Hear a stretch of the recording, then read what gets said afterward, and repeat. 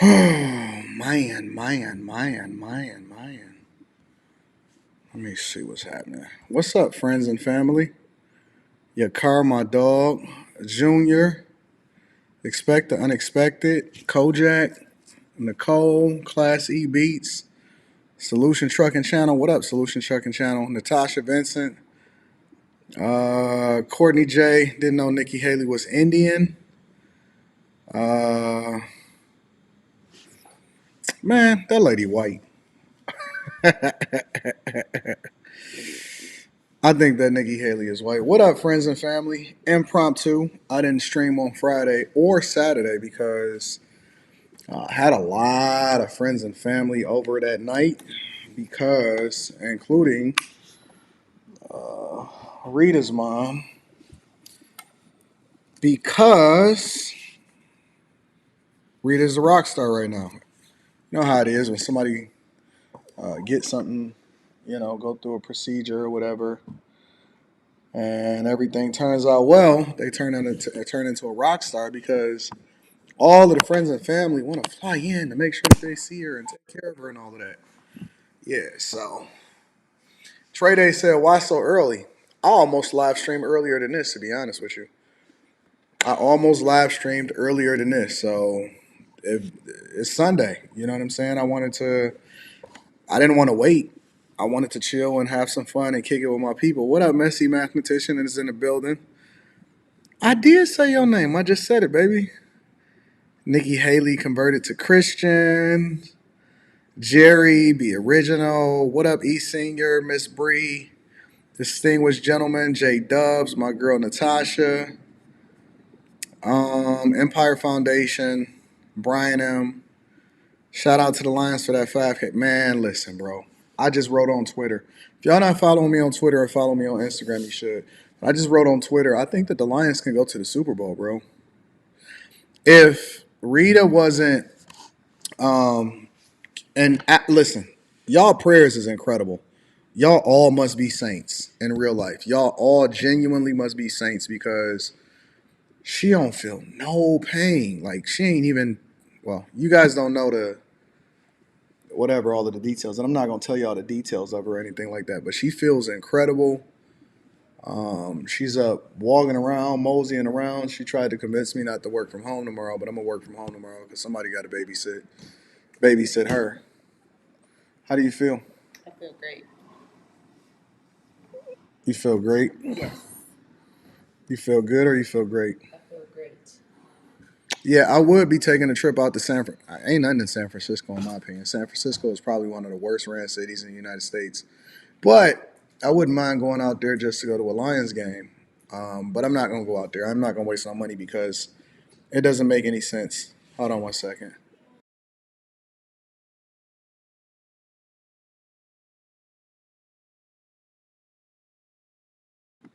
Got to tell my daughter to pick up my DoorDash because I ordered my DoorDash from my favorite restaurant. Let me see who else in here, and then we can get it popping. Let's see. E Messi, Roxon, NS, Blake Fields. You with the mess tonight? Who got time? I'm with the mess tonight. That's what this channel is for. See Sharon, Yakar, Trey Day,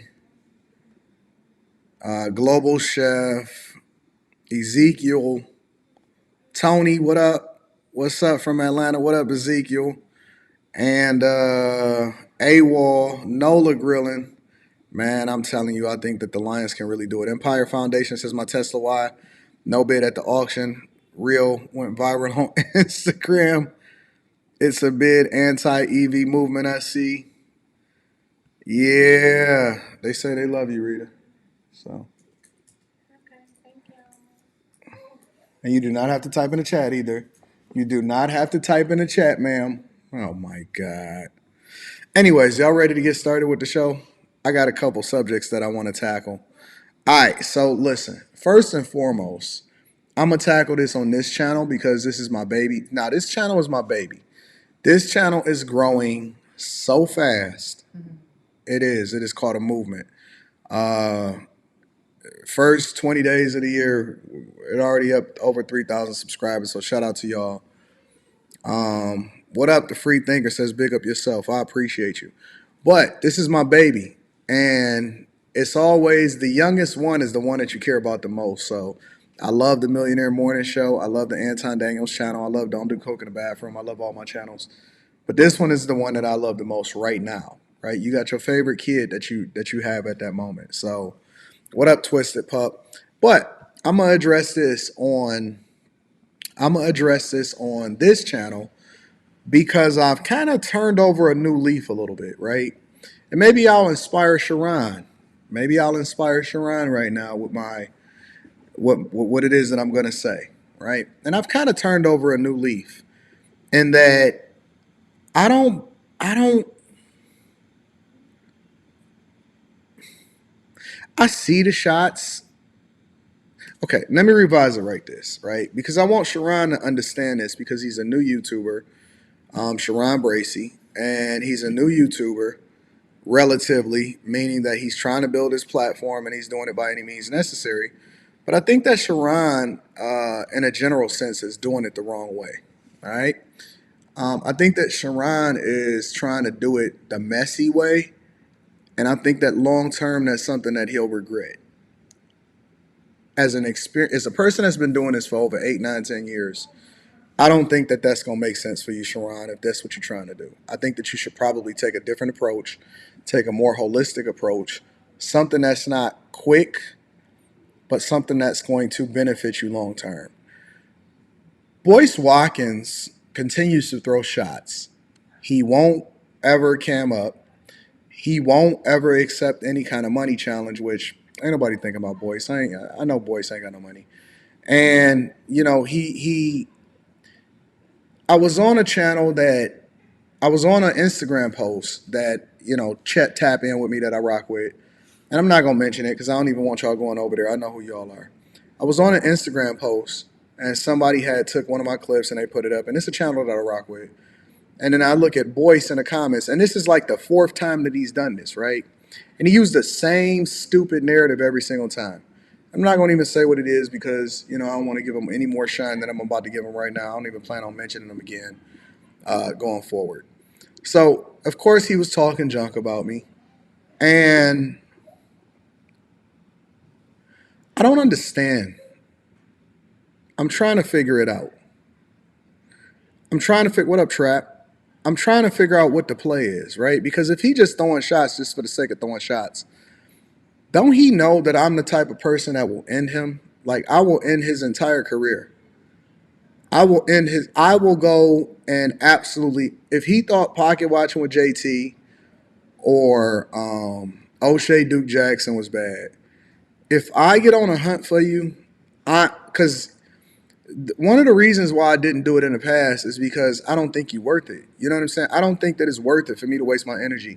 We up, we popping. Nobody is checking for his dry channel. Nobody is checking for what it is that he got going on. And so what I always try to figure out is he bored? Is he tired of being a step baby daddy? Is he stressed out? Is something going on?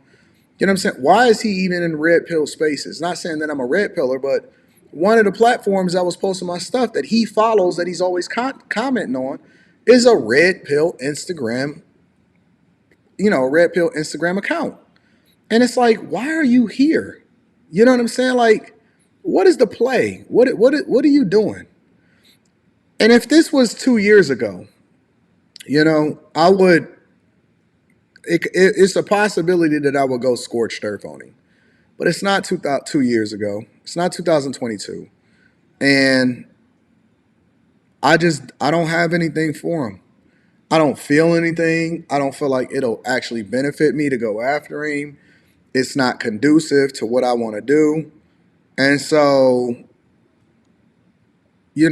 I'm the type I've matured, I'm grown. And so if it doesn't make sense, I did the same thing. Richard Fain is obviously much more significant than Boyce Watkins. Okay, let's be clear. And even Rich, I was just like, this on some financial stuff, but I just don't want to. I'm just not interested. And so I find it to be much more conducive for me personally and what I'm trying to do long term. Because remember, content creation is forever, and you're looking to build this stuff long term. So what I decided to do was not care. I don't care about Boyce Watkins. He has no relevance to what we got going on. We have far surpassed him in relevancy, and he's still trying to hitch a train, hitch a wagon. Watching Boyce Watkins talk about anything, including finances, is like watching paint dry. And we already know what his financial advice is like, so we're not checking for him. So that's all he get from me. He get a couple lines on the after hours channel that's budding, that's growing, and that's it. I don't care what he says. Y'all got to learn to let that stuff roll off your back. And for Sharon, right? Because I usually don't say anything, but people send me stuff and I watch from the clouds. Um, you're better than the content that you're creating right now. You are. I don't know why you feel like you have to stoop to the lowest of lows um, in order to have some kind of relevance on YouTube or content creation. YouTube and content creation is very hard, um, and it takes a lot of work, a little bit of luck, and it takes being prepared, and it takes being really really dedicated to your craft. And I try to tell and I try to help people, new budding content creators, especially people that's just getting into the game or people that's been into it for a little while, but they hitting the ceiling. The little bit of money could seem okay, it could seem cool, but it's way bigger bags, way bigger contents, way bigger sponsorships. It's so much more out there for you, but you're gonna have to take a step back instead of taking a step forward. It's always easy to get inside of the mess. It's always easy to do the dumb stuff or to have people on your stuff, on some negative type stuff. But you don't want the foundation of what you're building to be rooted in trash. Um, to be rooted in trash and to be rooted in being messy, right? So, I mean, you can do whatever you want to do. Um, you can choose to go down whatever path you choose to go down, but I will tell you that I think that you'll regret it long term. Um, it's not going to be good for you as far as what you're trying to build and how you're trying to do things. You're gonna really, really jack yourself up by the type of content that you're producing. I think you're better than that. You're smarter than that. You're too wise to take shortcuts. And I think you need to do better. And this is from somebody that actually love you, rock with you. I've met you multiple times in person. I think that your wife is absolutely phenomenal, such a sweet spirited woman. And I think that you're better than that. I think that you're much better than the content that you're creating. And I think you need to do better. I think you need to really, really go back to the drawing board, figure out what you want your long term, 10 years from now, what you want your foundation of who you are to be. And I mean, I understand that people, they go through different phases and things and messy or whatever like that. But you don't want the core of why you're here to just be entirely based on and rooted in mess and messiness. So you're gonna do whatever it is that you want to do, um, and you gonna play it the way you want to play it. And also, I think that it's always easy to go with the thing that you think is going to generate the most revenue for you for now. But I think you're really shortchanging yourself. You're shortchanging your platform, and I think that you're shortchanging what you could be in order to try to sell yourself out for a couple dollars now. So I think you really need to do better. You really, really need to do better. And I observe a lot of things and I have a lot of thoughts and a lot of ways in which people can be successful. But I really think you can do way better than you're doing. And it's unfortunate that you're taking the path that you're taking. So if you really want to grow, I think that you would change the what it is that you standing on and what you're a part of. Cause see, Sharon, listen, what you don't understand is that what you're doing now may seem cool. Unfortunately for you, if you ever grow to be significant, the very thing that you're doing right now may come back to bite you when YouTube really want to start paying attention to you because they're going to make a determination of whether or not they want to promote you, if you want to be a part of the algorithm, if something that you're doing right now that's messy could get you demonetized or deplatformed and see you not as visible right now. So you think it's cool and it's a part of the mess. I'm telling you, It's a reason why I move away from certain things. It's a reason why I pivot. It's a reason why I'm very careful about how it is that I move, and why even this very platform right now is much different than what it was when we. Because I didn't intend for it to even be what it turned into, which made me start taking you know, a real fine tooth comb over everything that I was doing in order to make sure that I'm really, really pushing forward the envelope because I want it to be better than what it was. And so I'm always trying to grow and I'm always paying attention to everything around me so I can make an informed decision. I don't have to suffer. I don't have to wait till it's my turn to suffer before I come to a better conclusion. You can do what you want. You know I have your best interest at heart, but I'm trying to tell you that you should do it differently, because that's not what you want to A, be known for, or B, what you want to build your brand off of. So I think you should be very, very careful. That's what I'm gonna say about that. All right, y'all ready to get started with the show? Sit down, girl. Getting up and trying to give me some water. I appreciate you. You need to sit down. All right, y'all ready to get it kicking? Get it started with the show? All right, let's get it popping. So I think I want to start with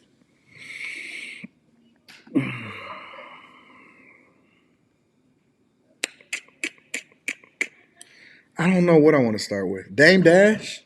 Let's start with Dame Dash because I see that he did a interview with Willie D. And then the title of it, because I have not watched it yet, I haven't watched it. I heard the title of it. So one of it was like Lear Cohen or something like that. Let me go to Willie D's channel and see what's popping. Willie D should be crossing a million subscribers pretty soon, and shout out to him for that. Let me see. He had Keith Murray on there. Questions of people getting paid fairly on YouTube. Willie D's clips ain't. I don't know. This is pretty interesting. I don't have anything to say negative about Willie D. Shout out to Willie D, but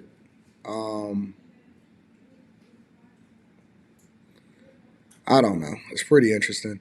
Let me see if I can find out where he was talking about Lear Cohen.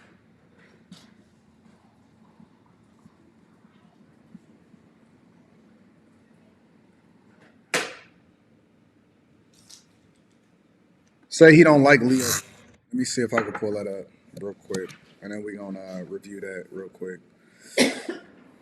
You okay?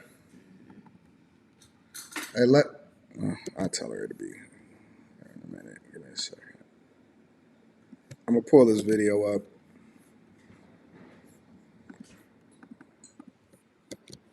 And then we're gonna see what he says about Lear Cohen. I don't know if Willie D has improved his interview skills at all, but I guess we're gonna find out, huh?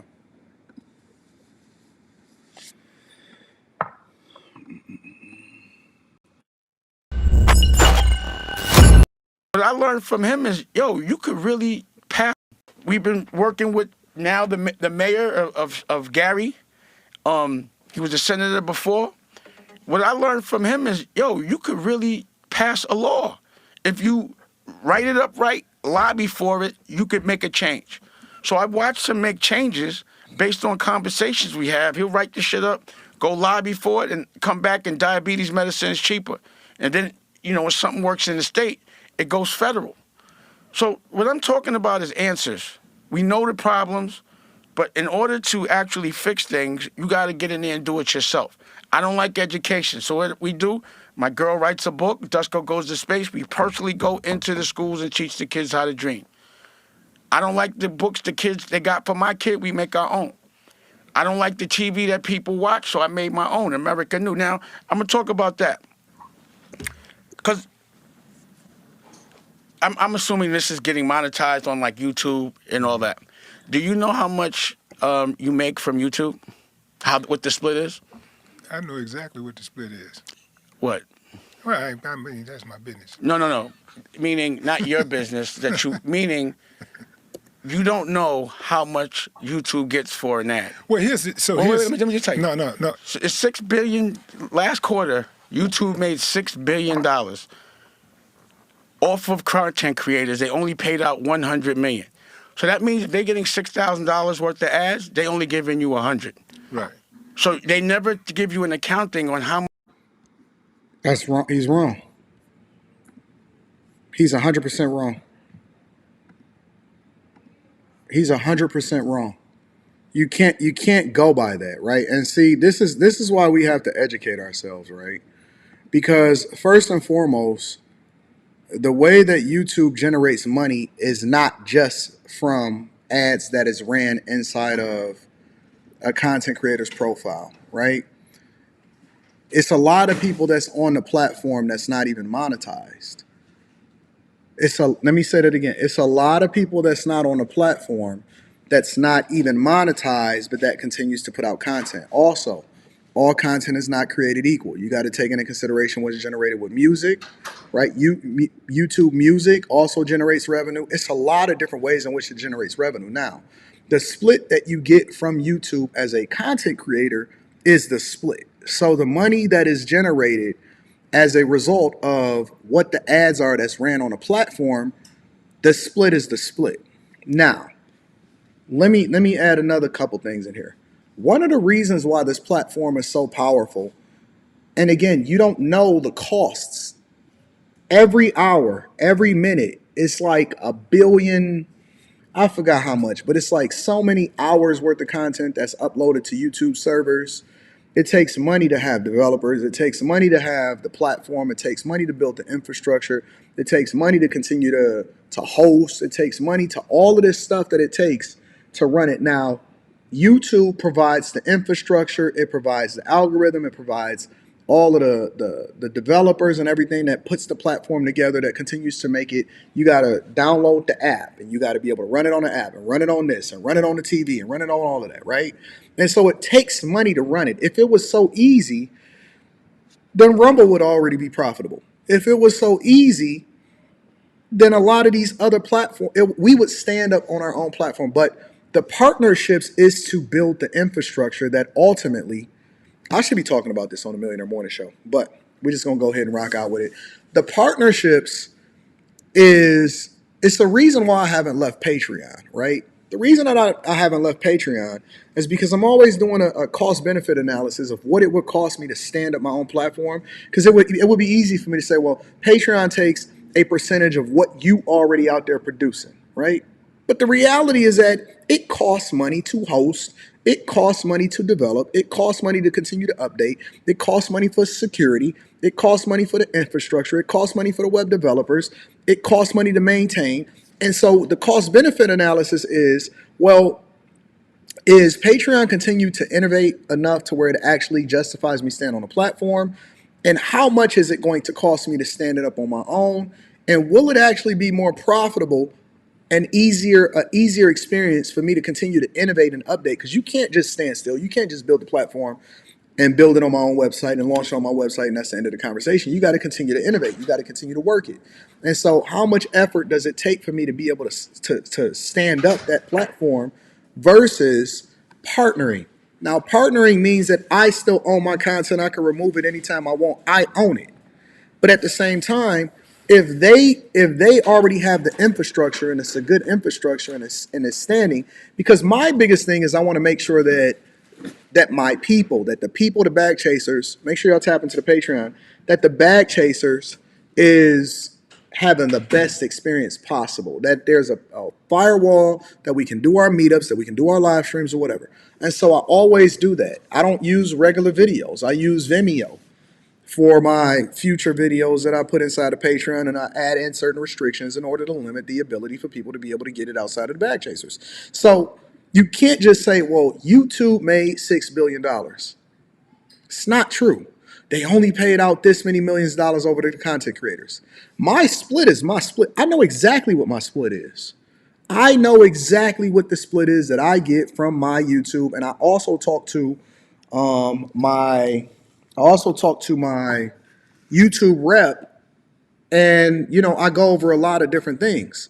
So I hate it when people say, yeah, we should just start our own. It's such a circular argument. It's such a silly argument from people that don't understand what it takes in order to really, on certain platforms. I'm not saying that Dame don't understand business, but I'm also saying that I'm not really sure if he understands what it costs to generate revenue. YouTube is an infrastructure. For example, if you start your own platform, you also got to be out there pitching, selling, hustling, trying to find sponsors and getting your own ads. We don't have to worry about that. They go out, they've already built the infrastructure, they already make it easy for people to be able to run ads on the platform. You know what I'm saying? So we have enough work. It's the reason why a lot of these creators is quitting the platform right now, both big and small, because they're burned out. And you can't eat everything on your own. You got to pick and choose who your partners are going to be. So, they only paid this amount out to creators. No, they only paid this amount out to certain. YouTube has made millionaires. That's a fact, though. And then we can get sponsorships. It's so many different ways to cut the check. And the Patreon members, the bag chasers, they know what we busting down over here. They know. They seen my checks. They seen my deposits. They see what it is that we get from the platform. You're right. Kev on stage is struggling to keep his own app on going because they don't really understand. They don't get it. And so you got to pick and choose, and you got to be strategic about who you partner with and how independent you really want to be, because to be totally independent is to not have any infrastructure whatsoever and to just build it all yourself. Stand up your own satellites, stand up your own towers, do it all. How much they get on the ad. So the reason why I never looked at YouTube, because I'm like, yo, I'm talking about being smart, but you jerking me. And plus, I don't trust Leo. Period. Anything he doing, I don't trust. I know what he did with music. Let me interject real quickly about it, because I definitely had to ask you. I bet you Willie D making more money than most of these rappers and all of these other people, though. It's a reason why. Let me watch the rest of the video. Leor, what in the hell did Leor do to you?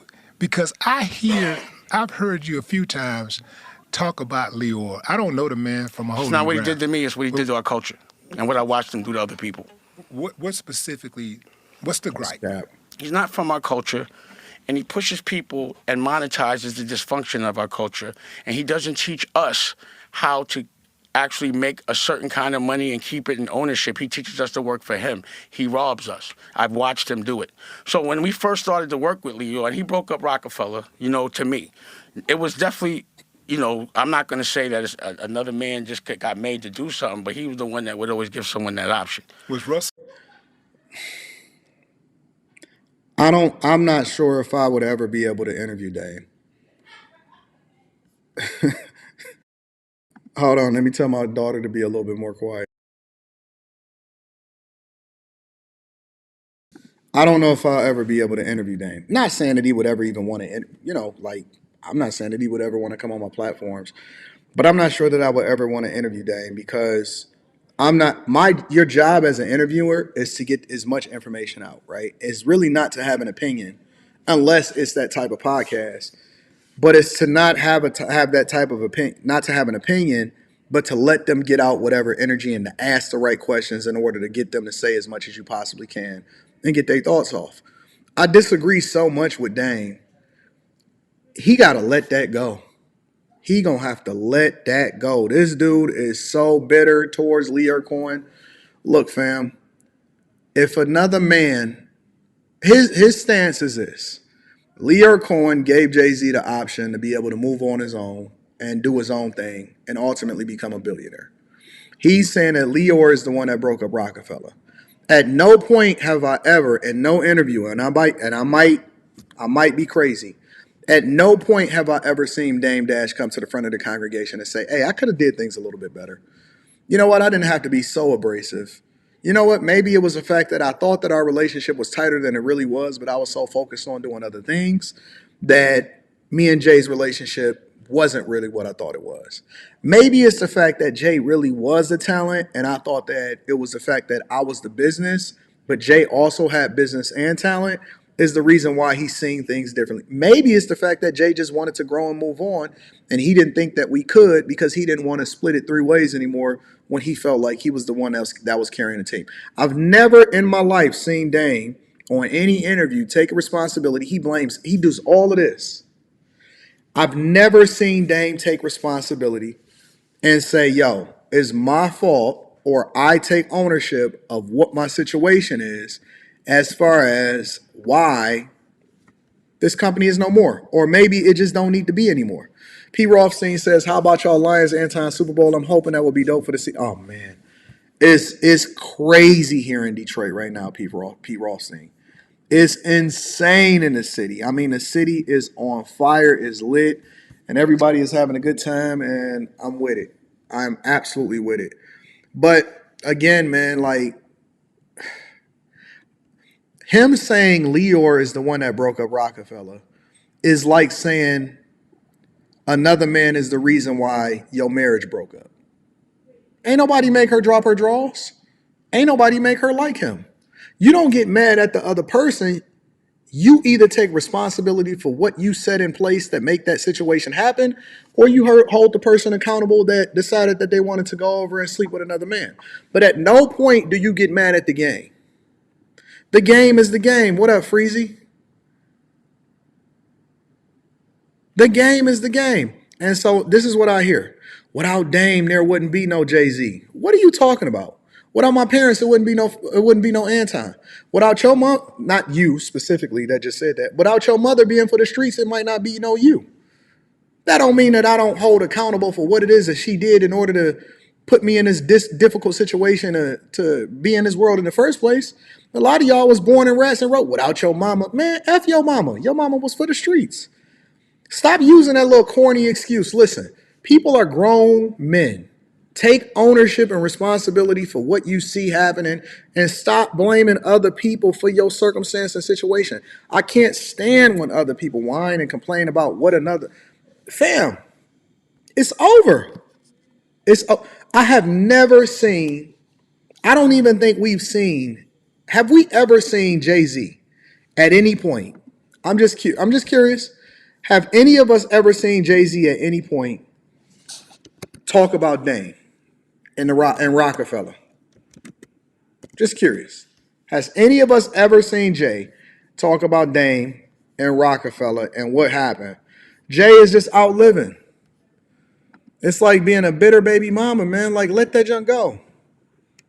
Dame is acting like Torrei Hart. We're going to get to Torrei Hart in a minute. So there at the time? Nah, well, Russell, that's another thing. I didn't like the way he treated Russell. I thought he robbed Russell. They wasn't equal? Well, what happened was after they sold the company that Russell brought, they hired Lior. So then Lior didn't own Def Jam, but he still ran it. He worked for Universal. So I would watch Russell come in with a project, and it would be like Lior would have him waiting in the lobby and shit like that. Lior made Russell Simmons wait in the not like lobby? that, but meaning they wouldn't just give him a deal.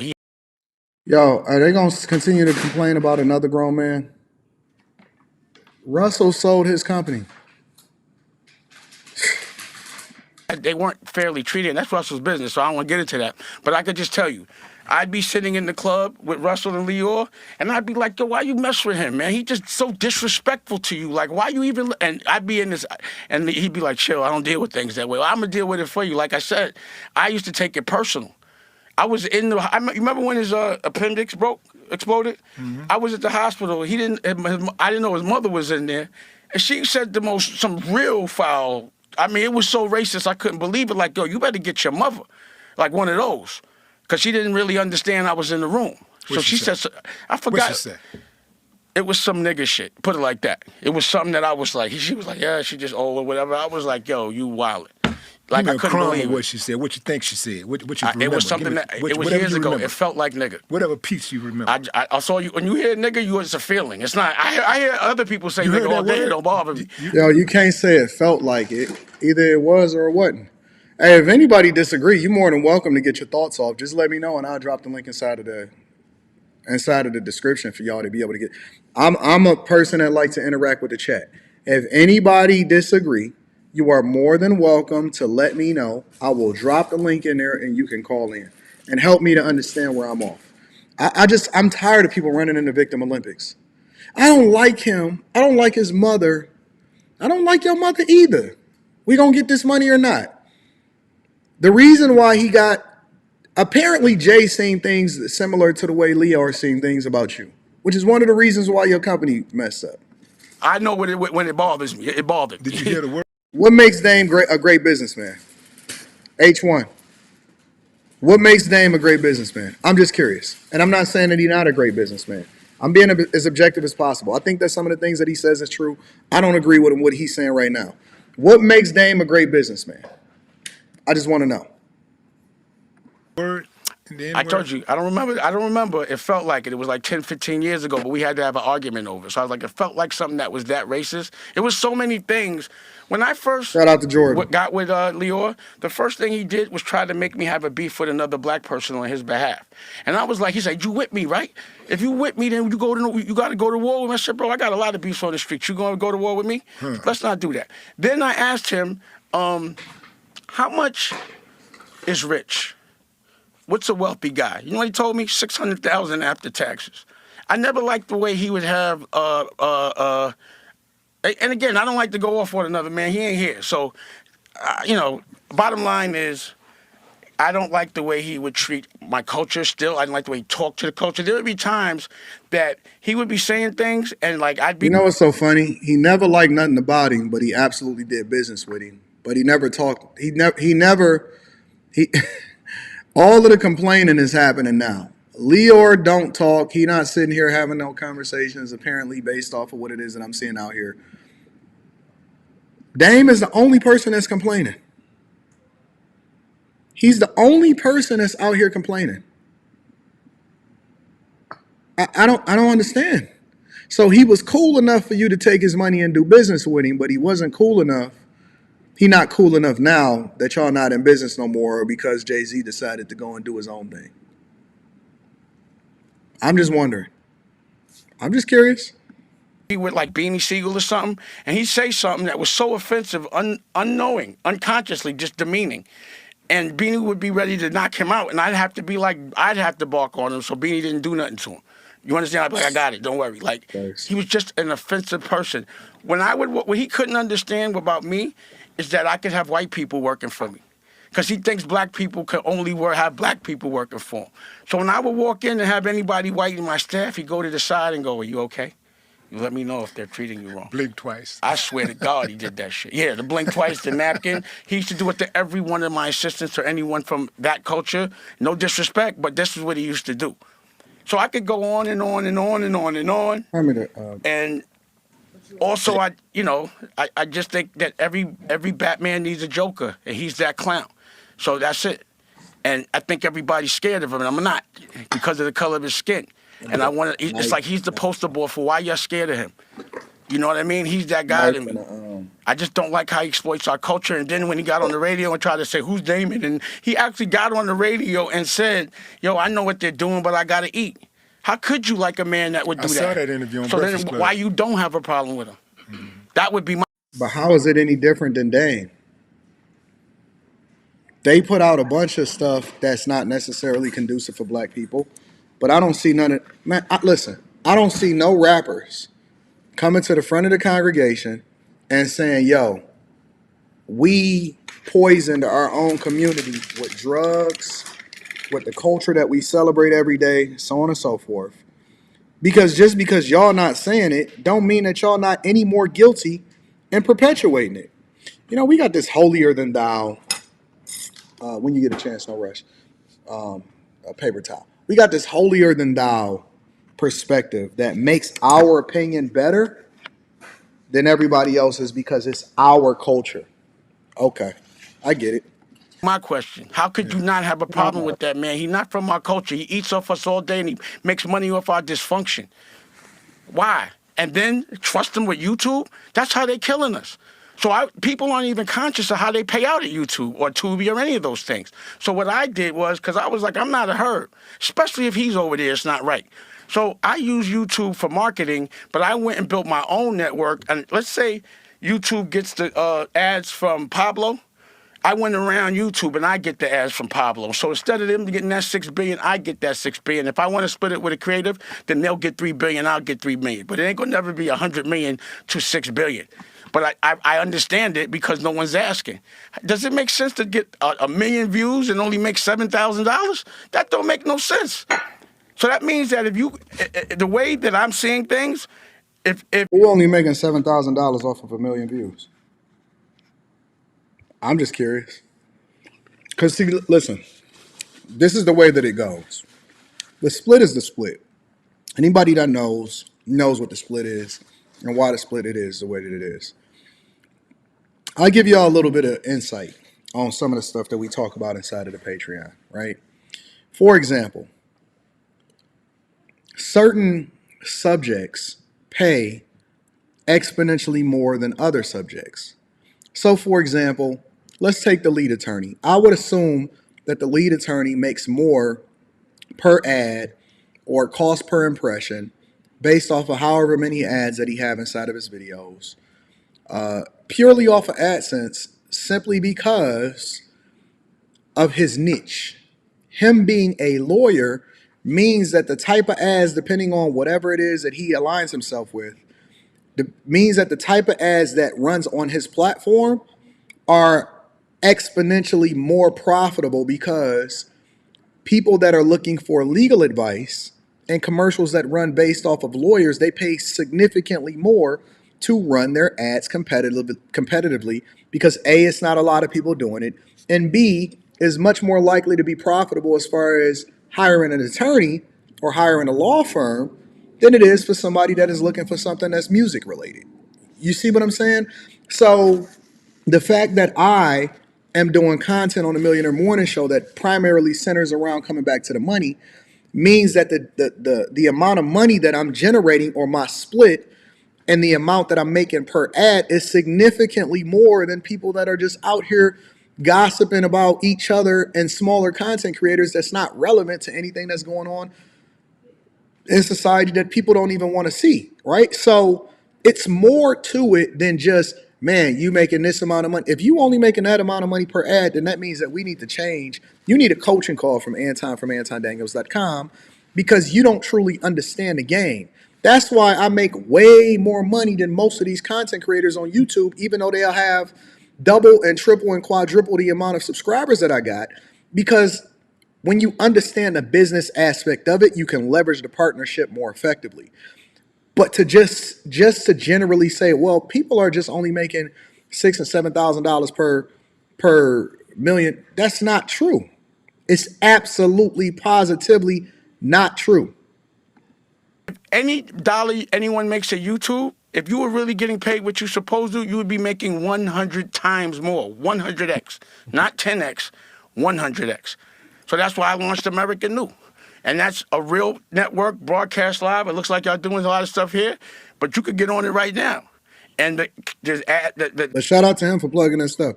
What did you say? American New? the ads are Nike and all that. So no one teaches us about the ads. So let me just see what he got going on. They're just teaching us about how it feels to understand when people are viewing you and it feels good. And that takes the place of the money that you're supposed to be making, the fame it gives you, and no one's asking about why they're not getting no money. Those are the questions I ask. This doesn't, the breakdown doesn't make sense. Then I got to do an investigation, but I'm never going to be that Johnny. Like, you're never going to be making me do all this work and you're getting the lion's share. It's not, it just doesn't make sense. It's the same as. Give me a second. Let me go in here and see what's happening out here in these streets, man.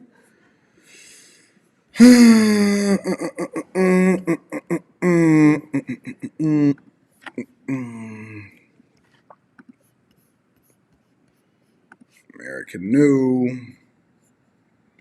Okay, so they do have a YouTube channel.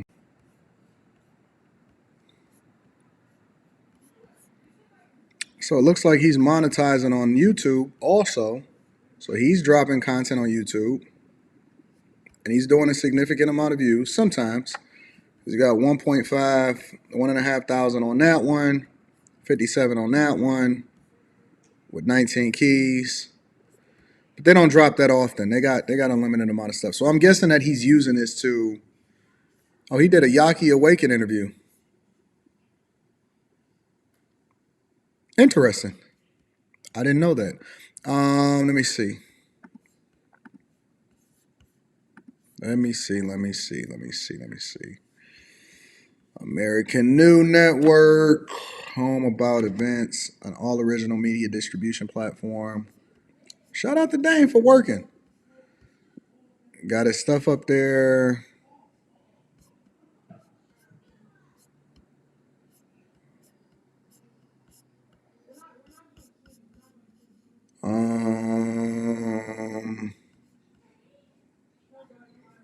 I'm guessing you got to download it in order to actually run it.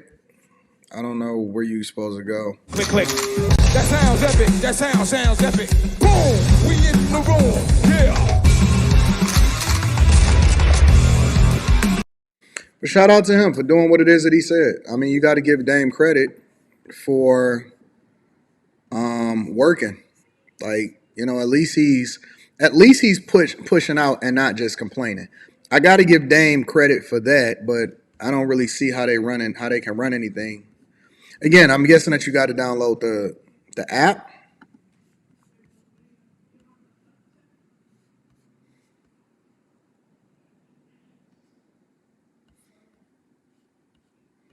Yeah, I'm guessing you got to download the app.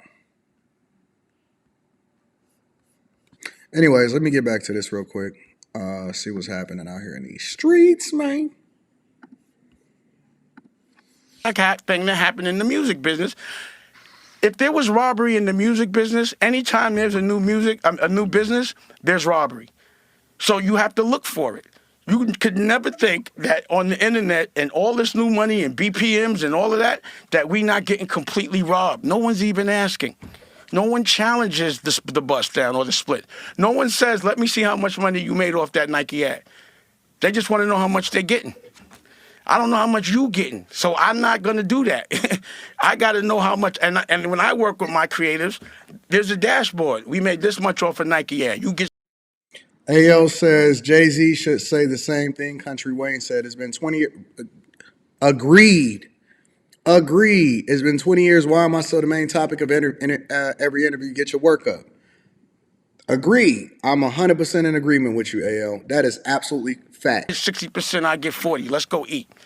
But I'm not going to sit there now because my culture is creatives now. So now I'm going to go put him out of business in YouTube too. Because he can't make no more music because it's only, to me, his only business model was robbing niggas. And nigga meaning people that aren't smart. Not black people, people that are in a tight situation that will do anything to get out of it. And by the time they realize they've been robbed, they owe or they in jail. Your company is American New, right? You said that's my family's company. That's the network, yeah. Okay, so I work for my family. When someone wants to go search your company, what search engine do they use? To go on American New? What's typically like? Well, right, it just launched, so you could go on Fire Stick. It should be on Apple. It'll be on Roku. I see what Willie D is doing here. He's saying, listen, at the end of the day, you on somebody else's server. In order for them to find you, they still got to go on Google, which is owned by Alphabet, which also owns YouTube. That's exactly where he's getting at. He's saying, listen, you're talking about this, but the very same infrastructure that you're complaining about, you're still using. When they search for your stuff, ads still pop up. Sponsorships still pop up before they show yours. They show sponsorships for it. Real talk. I got to give respect over to Willie D for that. But to get to Roku, Apple, you mean going straight through their apps? Well, through their distribution. Which you still have to partner with Roku and Apple. YouTube is a distribution network in the same way that Roku and Apple and Google and the App Store and on Google Play. And see, when you start, and this is the thing, when you go down that path, you have to go down it all the way. Meaning that you can't just go on YouTube and say, man, they robbed me on whatever. If you're going to say that you're independent 100%, then you have to be 100% independent. Build it 100%. You can't use Google search engine. You can't use Google Play Store. You can't use the Apple App Store. You can't use any of that. Why not go and get in your own phone, right? Because somewhere down the line, you're still splitting at some point. I don't know. Let me be quiet. But if somebody wanted to just look you up and say, let me look up American New, typically what search engine I would should have you broke this use? down on a million Maybe and more. Google. Google, right? And Google owns YouTube, right? Yeah. Nah. So Google, anytime Google, this sounds like you would be a direct competitor to YouTube, right? Now he being To careful. everybody, right? Words. But So to if YouTube and if you, Tubi, but if one of He those. don't want to offend the guests. He's trying to be very, very careful with his word. If you create a movie, but then you want to do a split with Netflix or you want to do it with Apple and put it on one of their platforms, or even if you want to put it inside of the theaters, you still need a distribution network. But if you're, let me put myself over here. If I'm YouTube, if I'm Google, and I own YouTube, and I see a competitor coming off from the I didn't know side, what I'm you were running, talking and about. I see this. I didn't know. The reason I didn't do it on the Millionaire Morning Show is because I didn't vet it. I just seen it pop up. And so, I thought he was going to be talking about Lee or Cohen. I didn't know he was going to be talking about the money side of it. But the way that my brain works, I got to break it down from a business perspective. Competitor coming up on the side of me, and I got the power to do that, trip you, and get away with it. I'm gonna do it. If I got an opportunity to hit you with a boat, Yeah, but I'm gonna punch you in the back I'm of your gonna head. do it. If somebody hit you in the back of the head for that, I'm not gonna just let that happen. But check this You know, out. you poop. I'll be Okay. like, boom. And You know what I'm saying? I respect that, but I want you to tell me after I tell you this. I want you to tell me how you gonna bow me in the back of the head when I Not tell you you, this. but No, I'm not. No. We're talking I'm about. not you in the back of the head. We're talking metaphorically. Yeah. But listen, this is what I'm saying. Okay, say I see the competitor coming up on the side of me, How did Tubi do it? and now I'm gonna say. We're not. Yo, Okay, here's the difference. I'm gonna say. I'm gonna say. Let me make the All right. point first. But I'm gonna say. Rita's talking about, Anton, I see you eating. This is after hours. We do what we want to do on after hours. There is no blueprint. This ain't the Millionaire Morning Show. We eat our food over here. I'm eating some mashed potatoes. I'm getting it in, too. Oh, let me hit these filters so that Dame's people can't reach him as much as they want to. Let me make sure that they have a problem getting over there because Google controls the algorithm. They control the filters. Correct. They can. This is why it's been so. Trust me, I am not trying to discourage. I just believe that if we are to do our thing, I think that we need an entire new search engine because if we're going to go up against Google, if we're going to go up against YouTube, we need a different search engine than Google, and it needs to be black owned and controlled because otherwise, if people have to go find us, just like I understand. almost every other. Here's the difference. Every other with company guys in this country with guys and like world, you and I, you got to search. With guys like you and I, right? Google would be for people that don't know us, right? Because they'll know how to get to us because they know us. So I have a direct-to-consumer relationship. So you want to use and leverage YouTube and Google in order to filter people over into what it is that you're doing from a direct consumer perspective. Okay, cool. The people that I know.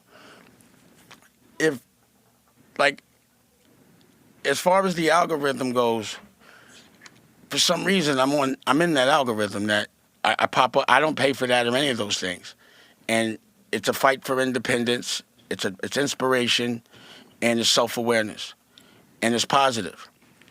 Because we have the ability to do what we need to do with the ads, we could also control algorithms as well. So when I get into a game, I've already, like, again, you go on somebody's block, it's easy to call the police. You just got to deal with that type of shit. It's part of the game. So I know that there's always a competitor doing something, but my work to me is so good that I'm going to get there and there's nothing they can do about it. I watch a Tubi, not a Tubi there's no creatives over there. That's just an ad agency that put together and there's no genius there, and they went and got bought by Fox. Only thing that they would do is try to buy me. But the difference between me and YouTube is that I'm not just taking any work. Anyone could get on YouTube. This is more of a Netflix situation where I gotta like it to put it on. I'm not just doing that with everybody. And that's the difference. And therein, ladies and gentlemen, is exactly why it's a difference. And if anybody disagrees with me at any point on After Hours, let me know and I'll drop the link and you can tell me what it is that you disagree with. But therein lies the difference. That's the difference, because it's all based off of whether or not you like it or not. It's not based off of whether or not it's just free for the people for be able to create. You yourself are censoring people. Anyways, yeah, man, I think that Dame is a chew the meat, spit out the bones type of guy for me. I think that he makes some good points and some great points, but I think other times he could be off. He could just be off, in my opinion. So, yeah, man. Shout out to Dame Dash. Shout out to Willie D. That was actually a pretty decent. Clip in the video. Shout out to Nurses Ain't Nice. Nurses Ain't Nice says the issue that Google and Twitter came into during the elections is public domain versus private company rights. This is a story as old as when the public airways got. Yeah, I agree with you. You are 100% right. Nurses Ain't Nice. That is one of the biggest issues. But that also comes with capitalism, right? I don't know. I might deep dive into this a little bit more on the Millionaire Morning Show tomorrow, but we'll see what happens. Let's go into Nikki Haley. I'm gonna address the Nikki Haley situation because I seen Shannon Sharp had posted something about it on his channel, but Nikki Haley said something about racism. I didn't see it yet, but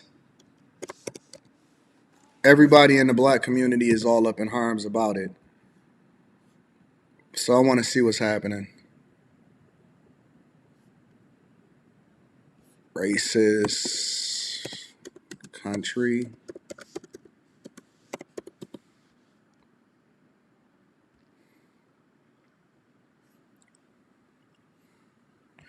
I don't like going and using CNN, but I'm gonna use CNN so that I can see if there's anything here, because it seems like this is the only ones that have it. So I'm gonna pull it up on CNN and then I'm gonna review it from there. Nikki Haley, racism. Man, CNN is so biased. I think that CNN is more biased to the other side than Fox is, than Fox News is to the right. But let me see what we got over here. Here's how New Hampshire Governor Chris Sununu, one of Nikki Haley's biggest supporters, tried to. Let me show some love to my guy. Shout out to Andre and Andrea. Love crossing borders with the super chat. Says correct. We make far more from our channel, financial channels, than our travel channels. It's a fact. See, he's telling you.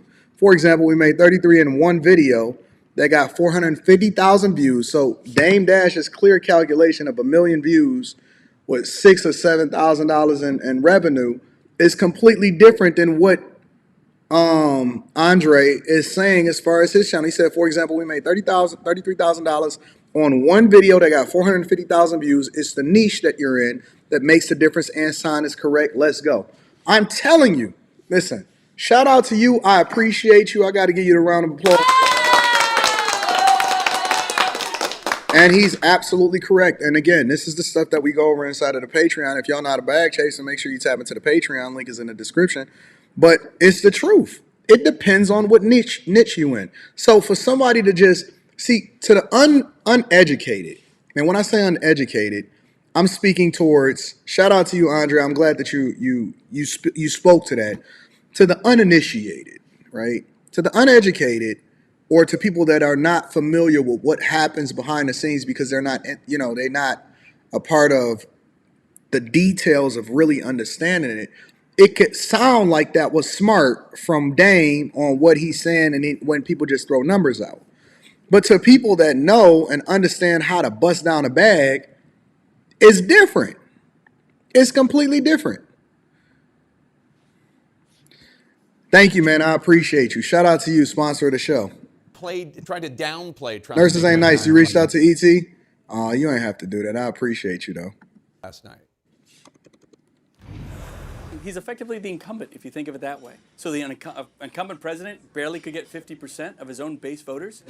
I don't know. I think that's a huge opportunity for America saying, let's move forward with something new. CNN's Kristen Holmes is in Atkinson, New Hampshire. And Kristen, we're waiting on Donald Trump to speak there. What do we expect to hear following his big victory in Iowa? Well, you're likely to hear him attacking Nikki Haley. You know, we've talked a lot about the fact that Nikki Haley keeps saying that this is a two-person race, despite the fact that she came in third in Iowa. But when it comes to New Hampshire, Donald Trump's team does see this as a two-person race. And just to be clear, that is not the entire primary, but this state in particular. Florida Governor Ron DeSantis does not have a ground game here, but Trump's advisors have been watching closely as Nikki Haley's poll numbers have risen. This is a completely different electorate here, and they are aware of that. So expect new attacks on the former South Carolina governor, and expect him to really take aim at her, just like we have seen the campaign and the super PAC do. I spoke to a senior advisor today, and they're looking at this in two parts. One, securing Republican and conservative-leaning independents. They are doing that by taking on Nikki Haley on immigration, which they believe is a key issue for Republicans in this state. Now, they are also hitting her on Social Security and Medicare. That is the... I don't care about all this. I want to hear about what she said about racism. The fact. We're going to have to work till we're 90. Yes. So, and it is also just a fact that either, what's your reaction to this, and what should the... It was so important voting for Trump. So, Okay, so this is why I don't really mess with CNN, because they're not really giving me what I need. Nikki Haley says America has never been a racist country. Let me see if I can pull it up somewhere else. Maybe MSNBC got something better for us. Give me a sec. Four short days to what could be the most important day of Nikki Haley's political career, at least so far. The New Hampshire primary, to which her campaign is pointed as a potential display of viability, of electability. And yet, she's stuck getting a third, fourth, fifth crack at explaining why she doesn't think the United States, which allowed slavery for its first 90 years, has ever been a racist country. Watch. First of all, I will tell you, when you look at, the Declaration of Independence, it was that, men are created equal with unalienable rights, right? And my parents would always say, you may have challenges. And yes, there will be people who are racist, but that doesn't define what you can do in this country. You're talking about the ideals of America, but America was founded institutionally on many racist precepts, including slavery. But when you look at said all men are created equal, I think the intent was to do the right thing. Now, did they have to go fix it along the way? Yes, but I don't think the intent was ever that we were going to be a racist country. The intent was everybody was going to be created equally. And as we went through time, they fixed the things that were not all men are created equal. Still trying to... So I'm still trying to figure out what the big deal was. I don't understand. What's the big deal? I don't like Nikki Haley. I would never vote for her to be president of the United States. But I'm still trying to understand what did she say that was so off-putting? She literally, first of all, I haven't even given my thoughts of it in the first place. But secondly,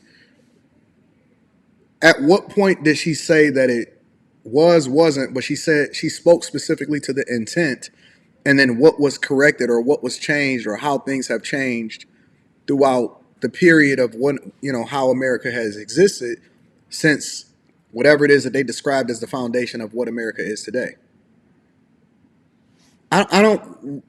How did this turn into she's saying that America is not or wasn't ever racist? Which I have my own opinion on that, but I'm trying to figure out at what point did she ever say that? This is why you got to watch stuff for yourself. When people go on social media and they go on Instagram and they start talking about oh man, she said this, and I seen Shannon Sharp. I'm gonna pull up Shannon Sharp's. When did she say that? ID 2000. When did she say it? I'm gonna rewind it, and then I'm gonna play it again. First of all, I will tell you, when you look at, the Declaration of Independence, it was that, men are created equal with unalienable rights, right? And my parents would always say, you may have challenges. And yes, there will be people who are racist, but that doesn't define what you can do in this country. You're talking about the ideals of America. But America was founded institutionally on many racist precepts, including... It's another video, Beans. All right, let me see if I can find another video. But I'm going to play this one because I didn't hear her say that. slavery. But when you look at said all men are created equal, I think the intent was to do the right thing. Now, did they have to go fix it along the way? Yes, but I don't think the intent was ever that we were going to be a racist country. The intent was everybody was going to be created equally. And as we went through time, they fixed the things that were not all men are created equal. Is it another video that I'm not aware of? Because I didn't hear her say any of that. And again, I haven't given my argument as to whether or not, oh, okay, so that's not the right video. So they got the wrong video. All right, so let's explore this. Let's find the right video. Let's go find the video. Let's go find the video. All right, Nikki Haley. Is that the video right there? Is this the video right here?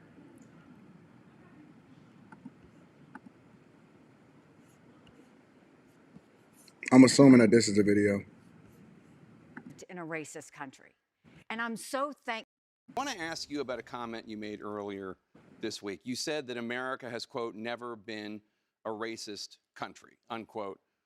Protections for the institution of slavery were written into the U.S. Constitution. The White House was built with slave labor. Your home state of South Carolina seceded from the Union, fought a war to defend the enslavement of black people. I understand you don't think America is a racist country now, but we're here at a college. Do you really think as a historical matter, America... All right, so let me see if I can find the original video. I see they got the Views perspective on this. Hold on, y'all. Yesterday, Republican candidate Nikki Haley spent weeks, not yesterday, but she spent weeks doing damage control after leaving out slavery as a cause of the Civil War. But she just blew it back up yesterday, and her rival Ron DeSantis really isn't that much better on the subject. Take a look. Are you a racist party? Are you involved in a racist party? No. We're not a racist country, Brian. We've never been a racist country. Our goal is to make sure that today is better than yesterday. Are we perfect? No. But our goal is to always make sure we try and be more perfect every day that we can. I know I faced racism when I was growing up, but I can tell you today is a lot better than it was then. You agree that the U.S. has never been a racist country? Well, the U.S. Is not a racist country, and we've overcome things in our history. We've had challenges with how race was viewed. It doesn't... Did y'all hear that? I want to, let me rewind it. No. We're not a racist country, Brian. We've never been a racist country. Our goal is to make sure that today is better than yesterday. Are we perfect? No. But our goal is to always make sure we try and be more perfect every day that we can. I know I faced racism when I was growing up, but I can tell you today is a lot better than it was then. You agree that the U.S. has never been a racist country? Well, the U.S. Is not a racist country, and we've overcome things in our history. We've had challenges with how race was viewed. It doesn't matter your background. This is the best place to grow up and to pursue your dreams of any place in the entire world. Well, clearly you... All right. I see we're going to do a deeper dive today. Let me set over my food. I disagree. Well, okay. Let me tell you what I disagree with. I disagree with people. You know what the problem is with this country? Or the problem is with the people in this country is that they're so caught up on and they want to be in the victim Olympics so bad that they're looking for anything, literally anything that they could possibly find to justify the idea or the argument to say that, oh my God, it's racism or whatever. People want to be victims so bad that it's so easy to get them distracted with stuff that is not relevant at all. At all. That is not relevant. If it's so racist, and I'm going to talk about today and then I'm going to go into history of what my opinion is. And I have no problem dropping a link in the chat for people that disagree with me. If it's so racist, then why are everybody that's coming over here not white? Why is everybody coming over here? And why is it more likely for an immigrant, an illegal immigrant, because immigrants are one of the ones that generally are the fastest growing millionaires. There are some of the people that become millionaires in this country first. If it's so racist, then why are there 1,700 millionaires made every single day? Why are people clamoring to get inside of this country? Why are they not running over to the other countries? Why are they clamoring to get in this country? I'm just curious. Why are y'all so caught up in this nonsense? Let me tell you what America is from its foundation. And again, I'm always open to being. How can you make the country racist? I'm curious. According to my research, and I could be wrong, one of the first slave owners was black people. Do your research. Some of the first slave owners, the very people that participated in the capitalistic nature of this country, were black people. I believe that America has already been a capitalistic country. Now, since the beginning of history, and this is the thing that y'all really need to understand, and this is just my opinion, and I'll drop the link in the chat for anybody to disagree with me. Since the beginning of history, and I'm not just talking about the history of this country, I'm talking in general, there has always been slavery and indentured servitude, meaning that there has always been people that had to serve other people for whatever purposes that they had to serve them, and there has always been countries and lands that has been overtaken in war from other people. That is not just new to us. We are not unique. That is something that has always happened since the beginning of time. It has. And when I'm over here trying to take over your land, that means that I don't like you. Why would I like you if you're the enemy? Since the beginning. So when they came over here and they conquered this land and took it from the Native Americans, which black people wasn't even a part of, but when they took it from the Native Americans that was here, it was a conquering of the land so that they can take control of it and benefit from it and also remove themselves from the barriers of entry as far as where it is that they came from. So they conquered. And the Native Americans lost. Now, what we don't hear in this country is anybody advocating for or on the behalf of the people that were originally here. We say let's advocate for black people that weren't originally here. Now, the next argument is you're going to say is, well, you was brought over here against our will. No, we were sold over here from our own people that participated in a capitalistic process in which they looked at us as an item. They looked at us as livestock. They looked at us as an asset. America has always been capitalistic. They have not necessarily been racist. Racism came as a result of the disdain that came along from the ancestors that originally looked at it from a capitalistic nature. Black people were slave owners, and the black people that sold us over here that participated in the Atlantic slave trade were capitalists. It was warring over from where they got us from, and instead of them wanting to fight the same tribe over and over again or killing off everybody, they decided to capitalize off of it, and they got the bad end of the deal and selling black people over here, which then fueled the rise of America through cheap labor, similar to what's happening over into these other countries that y'all like to go and visit so much.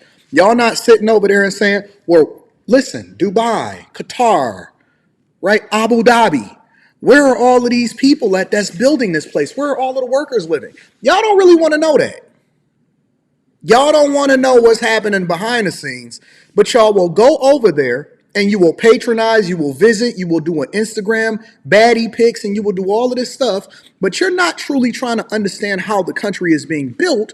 The only thing you care about is whether or not it suits your needs as a traveler, and they care about whether or not it suits their needs as the builders and the people that are capitalizing off of the cheap labor that come along with these people that's building up their countries. And they bust them in, and then they send them back to the slums, and they have a good, and they don't necessarily treat them great either. And those people are over there saying, oh my God, they're treating us different. We're looked at as racist. This is racism. No, this is called capitalism. So what happened is they capitalized off of the fact that black people over there was willing to do business with you and sell livestock over here. And they picked the biggest and the baddest people to come over here and build this place up. And so once they paid for their property, they then started to look at you as livestock or as an asset. And so when that asset starts to rise up, if something that you own started to come up against you, when you purchase this thing, and again, you got to put yourself in the mindset of people back then, not now. And if something starts to rise up against you, what you gonna do to it? Your kid can't even talk to you out of the side of their mouth before you start to pop them in the mouth and start to get some control. It's a fact. So now the idea of racism is tied directly to capitalism because nobody just inherently didn't like anybody. They didn't like the fact that people were doing things outside of what it is that they intended for them to do when they started to participate in this capitalistic process to make money in the United States of America and eventually build this country up. You don't even like the dude that lived next door to you. And we have divided ourselves. Listen, black people divide themselves red and blue because you stepping on my territory. Why can't we apply the same principles to somebody that's poisoning a community and is fighting over territory to do so against somebody else that's wearing a different color than them? How is it any different? How is it any different? You're fighting over territory, literally, to poison a community and profit from it, and you're willing to kill that other guy in order to do so, and you guys recruit in the exact same way. Young people that don't know any better, whose brains is not even fully developed. It's the same process, but you want to tie it to color, and that's how you then give it a label that's looked at as racism. You guys are capitalizing in the same way. How is it any different? How is it any different? How if black people were some of the first slave owners, how do you then tie it to racism? Is it racism if it's also against your own people? Or is it only based off of the fact that color? Now, the people that didn't benefit from it, because there's a whole lot of poor white people that got mad as a result of it, that felt entitled because they felt like they were better than you as a result of how it is that you came over here and what your purpose was in the first place, is now a direct tie to why capitalism was wrong in the way that it was used in order to build up the country. That's where racism started to really take place, because when people started to get power and they started to try to be looked at as equal, people rejected it because that's not the original reason why they felt like he was over here in the first place. So if you really want to break it down and you really want to go into it, it's a different type of context, I think, that you need to add into it. But to just use a blanket statement based off of something that, in my opinion, you don't understand, and again, I'm open to the possibility that I'm wrong. How is it?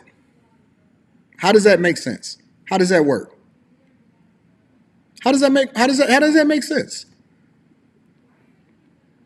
Of course, people that can't stand on nothing. Of course, when you don't have anything that you can talk about or anything that you can debate about, you throw insults. That's for the weak-minded. That's for the ignorant. And so when I see you do that in the chat, it actually gives me more gumption to stand on what I'm standing on, because I understand that you don't know any better. You just ignorant. You speak because you don't know any better. You don't speak because you actually can debate the argument or the point. But I'm just tired of people continuing to throw up this trope and this narrative because they continue to want to be victims. Man, most of y'all ain't never went through nothing in your life. Most of y'all ain't never went through nothing in your life. And because you've been programmed to think this way, look, you ain't nothing but you a robot, bro. Y'all spewing off talking points that your father and your mother gave you. You ain't even smart enough to think for yourself. I'll drop the link in the chat. You ain't smart enough to actually be a critical thinker for yourself and do your own research. And so you sit there and you spew crazy talking points that don't mean anything to people like me, because I'm not here to make you feel better. I'm not here to sell a narrative based off of how I can make you feel. I'm here to sell a narrative based off of the truth. The truth is the truth. It ain't your truth. It ain't my truth. It just is what it is. Now, if you want to continue to run in the Victim Olympics, God bless you. I hope the results work out for you. I'm sure Umar Johnson is leading you to the promised land with the school that he's been building for the next 15 years. But if you really want to get down to it, and I dropped the link inside of I dropped the link, so at any point you can cam up and really get to it. At any point, you can cam up and we can get to the conversation. I have no problem. But guess what I don't see? I don't see one person in the back. I don't see one person in the back. See, it's easy to say, oh my God, he this, he that. Educate me. I'm open to the possibility that I'm wrong. Educate me. Help me to understand why I'm off. Shout out to my dog, Yakar, with the 18 ball. Said this is for Rita when she feel better, so she can tip the lazy workers. That, oh, you remember the 18 ball from the Millionaire Morning Show. Oh, Andre and Andrea love crossing borders. Make sure y'all go and check out their channel too. And says, stop, Anton, they aren't ready for the truth you preaching. 2, facts. They can easily research. Americans love being in the victim. Yo, they love suffering. I can't understand why people are perpetually trying to be in the victim Olympics. Why are you trying to be in the? Why do you want to be a victim so bad? I see nobody calling in. It's a lot of people in here right now. It's a lot of people in here right now. What's up, Noble? Peace. What's happening, my friend? How you feel? Fantastic. Hold on, All I'm right. trying to. Hold on one I second. got Hold on you. one I second. got Let me you tell now. my daughter. Let me tell my daughter to be quiet.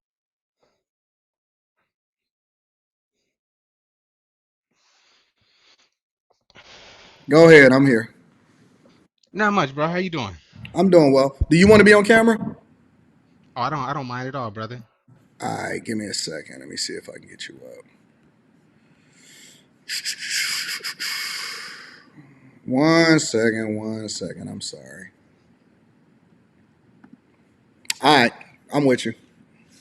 Peace, bro. How are you? I'm chilling. Good, good.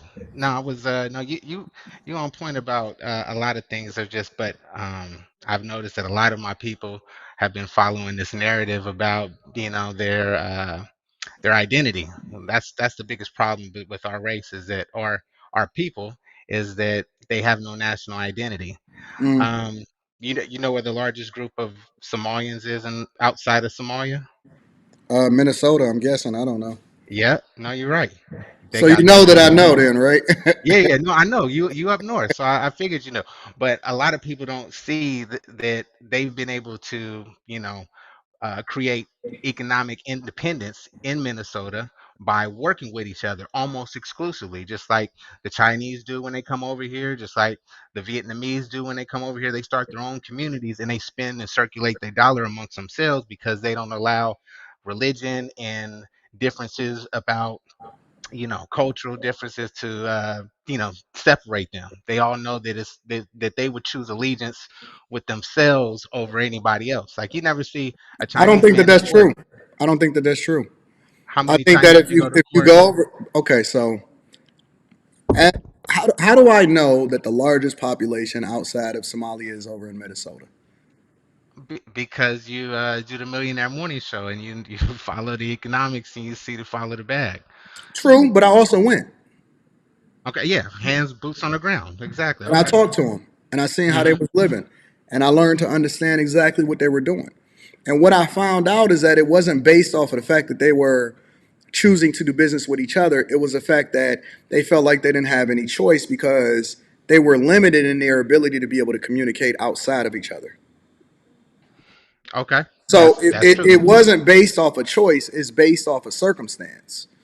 So they're not unique. They do business outside of themselves also, but they do business within themselves simply based off of proximity and circumstance. It's not based off of them saying, oh man, I only want to do business with Somalis. It's based off of the fact that they don't have any other choice. It's similar to Asian people that come over here sometimes. They start the businesses that they start because they have no other opportunity. They have no education. They have no way in which they can make money. And so often at times they figure out how it is that they can start a business, build it from the ground up, and then they work that business. And they work that business 24 hours a day, 7 days a week. They don't hire anybody because that's their source of income, right? And then what they do is they put all of their money back into their children, which then go and get educated in American education systems. And then that's what allows for them. And the children don't come back and take the business, though. The children don't do that business. Eventually, when they get rid of the business, they get out of the business completely. They So become doctors, lawyers, etc. correct. But they don't My choose to question is, only do business with each other. Most of the time, it's based off of limited circumstances that force them into those conditions, not based off the fact that that's what they just choose to do. It's proximity, it's circumstance, it's all of that. how many Chinese people who are facing, just say they're in trouble, they're in court. I used to work in the courts. I've never seen an Indian man not have his same people, same nationality representing himself. Chinese people, there's a Chinese lawyer 100% of the time. It's But because there's a general let's stop trust there though. But amongst let's their stop there. people. Let's stop there. It's not that it's a general trust. Is more or less about if you look at demographics and you look at the fields that these people choose to go into, overwhelming, it's the fields that they tend to represent each other in, right? You're more likely to find an Indian lawyer than you are to find, especially based off of where it is that they are in their proximity. If I go over to Novi, Michigan right now, the majority of it is Indian people over there. If you drive down a lot of those streets in the summertime and you see them playing and you see these big old houses, They congregate amongst each other. they're all Indian people. So if I know you And and you were part of my they network, chose that, right? though, right? But hold on, if I know you and you were Yes. part, if you're a frat member, right? hmm I'm not in a frat, but if somebody was in a frat and they needed somebody to represent them in a case, but the familiarity that they had was based off of the fact that I know my frat brother is an expert in this case, would you hire him? Yeah, Because of what? because you have you're in a group together. So how is it any different? You don't even have to be in the group with that person, right? Or they don't even have to be in a group with that person, but they're still technically in a group because it's their nationality. They share a national origin. That has nothing to So do with even if they're not in a fraternity or something, they would still choose somebody who How do you has know the this? same. How do you know this? Because I've seen it. I'm just saying. I've never. Have you ever You've seen seen the somebody get represented? representation of it. You've never seen the choosing process. So you're saying that the choice for them to choose a Chinese attorney could be more so that they went to school together and not so much that they're both Chinese. 100%. I mean, that's a good argument. That's a good argument. Still doesn't separate the fact that black isn't a nationality, and outside this country, it's not Black is even a construct recognized. of your mind. That's not even a race. It's a color. There's only one race, the human race. Outside of Correct. that, So the but human you still family. identifying yourself as black though. I don't. Who can say that? I'm American. Well, you just said black in general. That's because most people, and that's what I've been hearing the the show in the chat is people talking about black people this, black people that, not knowing that that's all served up as a lie. That was a big lie served up to us. I, So I, Jesse I rock Jackson with branded us African American in 86. We didn't vote on that. We just went with it because our black leaders, our so-called black leaders, are selected by the powers that be that run them and fund them. I think that I it's mean, selected by us. we didn't no, your mom and dad didn't choose to be African American. No. But they chose how they chose to support whoever it was that was at the forefront of what black was at that time. That's all they were given. I mean, come on, the What do you mean media that's all was they even was more given? controlled back then. No, see, we no, Media was more controlled back nope, then. nope. I see people voting. Tiffany Henyard over in Thornton Township is in power because of identity politics and nothing more. I agree with you. And people voted for Obama for the same reason, And because they Brandon saw Johnson black over in men. Chicago and Eric I Adams don't over in disagree New York. with you.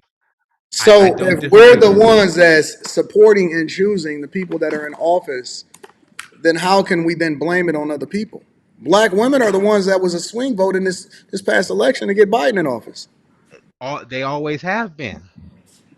So how can you blame it on anybody other than personal responsibility? I'm not saying it. I'm saying the separation amongst our people, right, is Mhm. due to a identity crisis. I don't think so.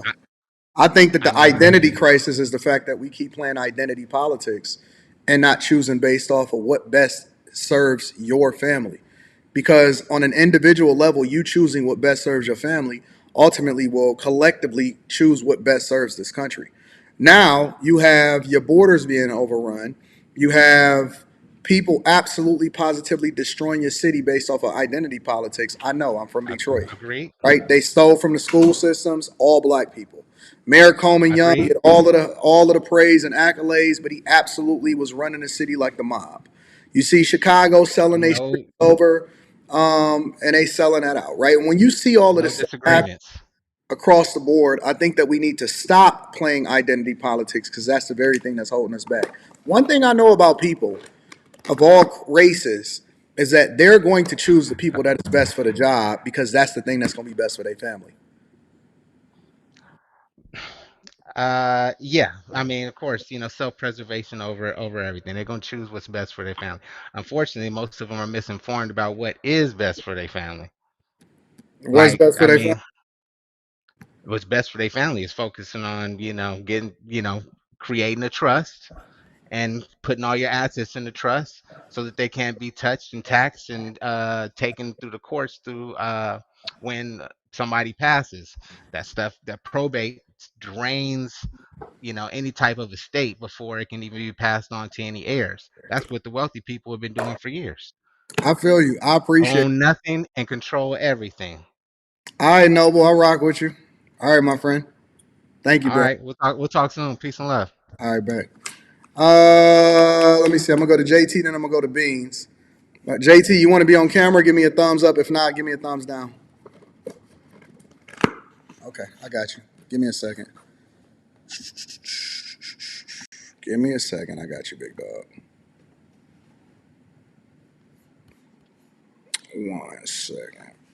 What up, JT? What's the word, big dog? Hey, what's up, brother, man? Hey, I appreciate everything you're doing, man. I'm gonna follow you and everything, Anton. I appreciate it. I'm in Ohio, but yeah, man. Ohio. The only thing I would What see part? what What you part don't of understand what part of Ohio are you in? the Columbus. Okay, I got you. Yeah. So she said America was never racist. That's Mhm. the only problem I got. I'm not saying it's racist now or systematic racist now, but in the day it was after slavery, during slavery and after slavery. Hmm. Just only Why simply was plain America fact. racist? Okay, so the Neutralization Act, which only allowed white people to be citizens, free white people to be citizens, no indentured servants, Native Americans, enslaved people, black free Americans, they could not be, or non-white Asians, they couldn't be citizens. And then Dude, black let code me and ask you a penal question. code. Let me ask you a question. Yeah. In the 40s and the 50s, when women couldn't vote, were we being oppressive towards women? Yeah. We were. Everyone should be allowed to vote. Hmm. Okay, go ahead. I'm Why gonna can't let you. everyone everyone I'm everyone gonna should let you. have that right? Everyone should have the same rights like they do today. That's what I'm saying. Not today. So what she said was never. Is Nikki Haley racist? No, You she's said a decent everybody should have American. that right today. I'm sorry, You said everybody should have that right today. to vote. Hmm. Who am I? No, no, That's no, no, no, I no. say Hold on. yes. Wait, wait, wait, wait, wait, Hold on. wait, wait. Hold on. Let me set the precedent. Stand on what you stand on. Don't backtrack. Don't do none of that. Should everybody have the right to vote today? Yes. Based off of what? Who am I or who is anyone to take away someone's rights that are not in prison or didn't lose their rights for something they shouldn't have done? So who am I to say that? Who is anyone to say that? They're American. They're a citizen. They get that right. They get that privilege to be able to vote. So that's that. Okay. No one can say, So "Hey, you're a woman. You're black. You're some other race. You can't vote." You can vote. should women have equal rights as men? They do. Hmm. Who says they don't? I said should they? Who says black people don't got the same rights? I said What I should was they? saying No, was no, no, no. I didn't say Nikki do Haley. they. I said should they? Yes, everyone should have equal rights, and everyone does in America. There's no victims, so I I'm don't listening. disagree with you on that. Oh no, What I'm I didn't. saying is Oh, no, no, no, no, no, no, no. I didn't take a position. I was just asking you a question. correct. And when I said Nikki Haley You was can't wrong, agree with me on you didn't something that I understand didn't. that. You didn't. You can't agree with me on me saying that everybody should have the same rights. No, I said everyone has same rights. That's not what I'm disagreeing with. I'm disagreeing that you said America was never racist I don't agree systematically, and it with that. was My based point. off of those laws. I don't agree with that. That's my point. How do you not agree with the law that was put into place for against Do black you and do Native you agree Americans with and non-white? Do you agree with every law that's put into place? I don't choose the laws or put them into place. Who You puts those do. laws in place? Collectively, we do because we vote on the leaders that ultimately legislate for. No, the Senate That and is the House of elected. Representatives, they voted in. Elected. That is an They elected passed it. body that represents their constituents that put them in office. We are the ones that make the laws. No, we don't make the laws. It has to pass. So they have to pass this Based stuff. We off don't of say, hey, we want this how do law. they get into office if we're not the ones that vote for them based off of what they run on? We're the ones that choose our representatives that ultimately represent us inside of Congress, the Senate, House of Representatives, the presidency, locally. We're the ones that represent the people. We're the ones that put in the people that represent us when they make the laws. We are the ones that create the laws. That's what the voting process is. Okay, so you're saying everybody is equally I'm represented saying that we in the do United have States. more power than you're giving us credit for as far as determining what laws is passed. So you can't say that you didn't make the law. Collectively, we do. But you're saying these representatives are putting them through or are held to when we vote for them. So when we vote for them, you're saying they always stand on what No, no, no, they no. say they're going to When do. women decide to swing the election in the favor of the people that determine our laws, that you said that everybody deserves to be able to vote, right? Hey, yes, everyone deserves to be able to vote. And I didn't say, yay or nay. I'm just asking you because I like for people to substantiate their argument. All I'm saying is Right. the point that I'm making, and the reason why I took you down this path is because if your child, let's say you got a 10-year-old son, and he rises up on you and he says, "Hey, JT," and he start calling you JT. He don't call you dad. He call you JT. He said, "Listen, I'm an able-bodied person. I do the dishes. I take out the trash. I deserve an equal vote of what happens inside of this household." How would you deal with him? My son and daughter, they don't do that. That's not what the question is. How would you deal with your son if he was 10 years old and he rose up against you and he called you your first name and he said that I deserve an equal say in what happens inside of this household because I'm a part of this household? How would you deal with it? Point blank and period. All right. If he said that, I would tell him, hey, I'm the man of the household. I'm your father. You're not an adult. We have our rules that we go by in this household, and that's what you do. So But he said no, but I'm a part of this household and I don't like the rules and I want to change it because I deserve a vote too. Why are you telling me what to do instead of allowing for me to be able to state what I want to state and vote equally as much as you? and I would tell him, just like in the Constitution, you can't vote until you're 18. So when you get 18, you can get your ass out of this house, and then you can go do what you want. No. This is my house too. How's it I no? grew up in this house. You So you're can't kick telling me me out. 16 to 15-year-olds can vote now and You stuff like that? No, can't. they No, no, can't. no, no, no, They no. cannot. That's So not what. This they're ain't got children. nothing to do with That's a voting. child. This got something to do with voting. This ain't got nothing to do with voting how we vote. This has something to do with taking his power back in your household. How's he taking his power? So you're saying kids and stuff now can take their power back in the United States and do what they know they cannot. I'm People saying can't that it's vote a at a certain age, representation. just like in the household. It's a representation of what happened as far as the revolting of people that had paid for property during the era during slavery, that ultimately they said that we don't want to do this no more, even though people had paid a price for them. Now, I'm not saying that it was right or wrong, but what I am saying is that it was more about determining what was going to happen from a capitalistic perspective versus racism.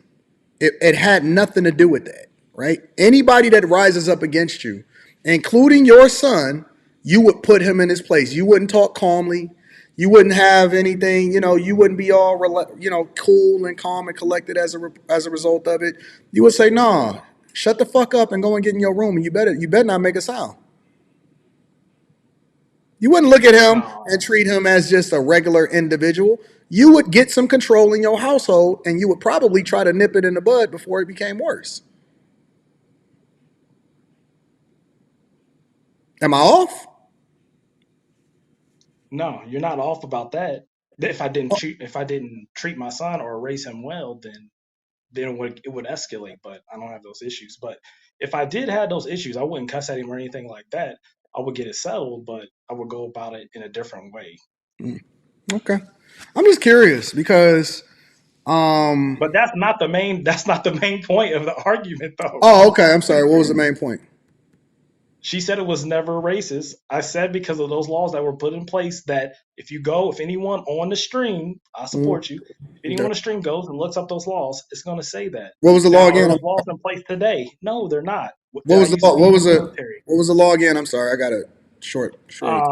So the GI, after black soldiers fought over there in the war, they came back and they could not have they didn't get the benefits of the GI Bill. That's one of them in 1944, Okay. and then the Neutralization Act is another one. So, and I can keep on going. I don't want to spit out. There's like 4 or 5 of them more. We all know redlining and stuff like that, but that's just the point. Now, is Nikki Haley racist? Nah, she's Indian, but Indians can be racist to black people. But she has a black son-in-law, so they don't. I don't think they teach that in their family. That's what I'm just saying. But she can't say never. That's the main point. You can't say never. She can't say never because these laws back it up. There's proof right there. That's a fact. It's not my opinion. I go for facts over opinions, facts over feelings.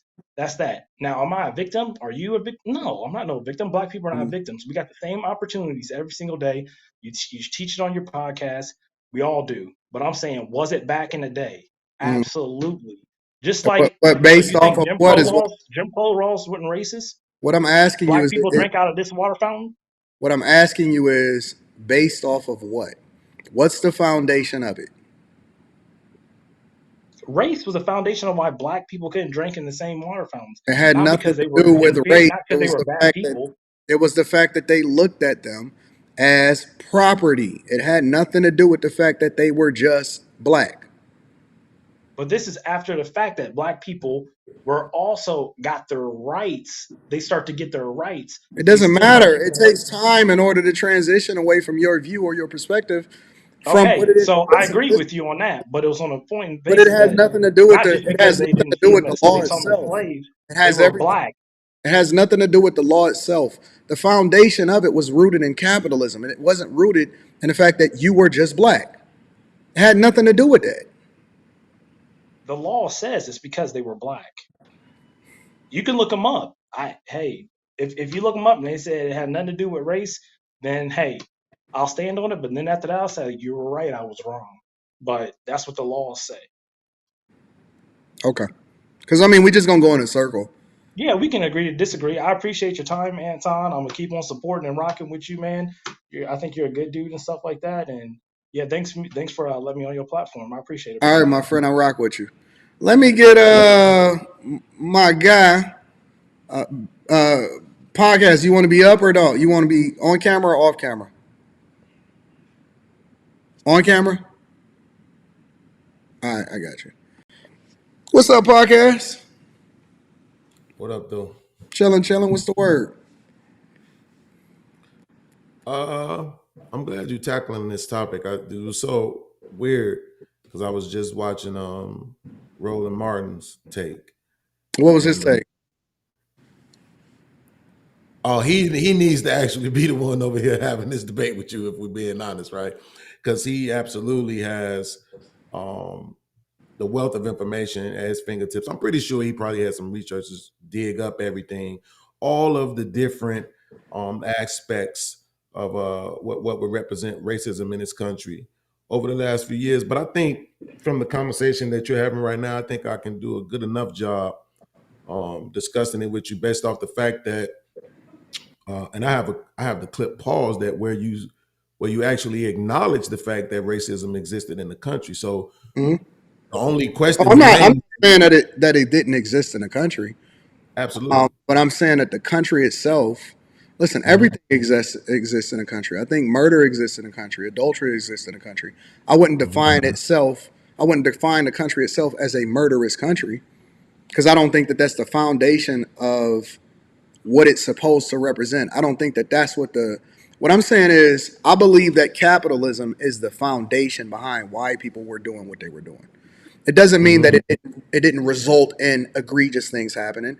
It doesn't mean that it was right. It doesn't mean that it made sense. It doesn't mean that it didn't transition into a resentment towards black people and and vice versa. But the foundation of it and the reason why it happens, I think, is more of a representation of what the country is, which is a capitalistic country. Always has been, and probably always will be. But I don't think that that has anything to do with defining a country to be one thing. Otherwise, it's everything. Every country is everything, if that's the case. Because to say a country is something is also to acknowledge that every country is everything, also, because you can't remove one thing without acknowledging all of it. Yeah, so I can't see the time. Oh Jesus. Do me a favor, take me off camera for 1 second. Just 1 second. All right. I just need to do one thing. Turn off the damn oven. I don't want to do it on camera. No, you. I got you. That's it. Prepping my food. Okay, I'm good. You want to be back on? Yeah, absolutely. All right. Absolutely. I agree with you that it looks better this way. So here's the thing. The way my mind parlays this is the majority versus the minority. Mhm. Right. I've been this way for a very long time.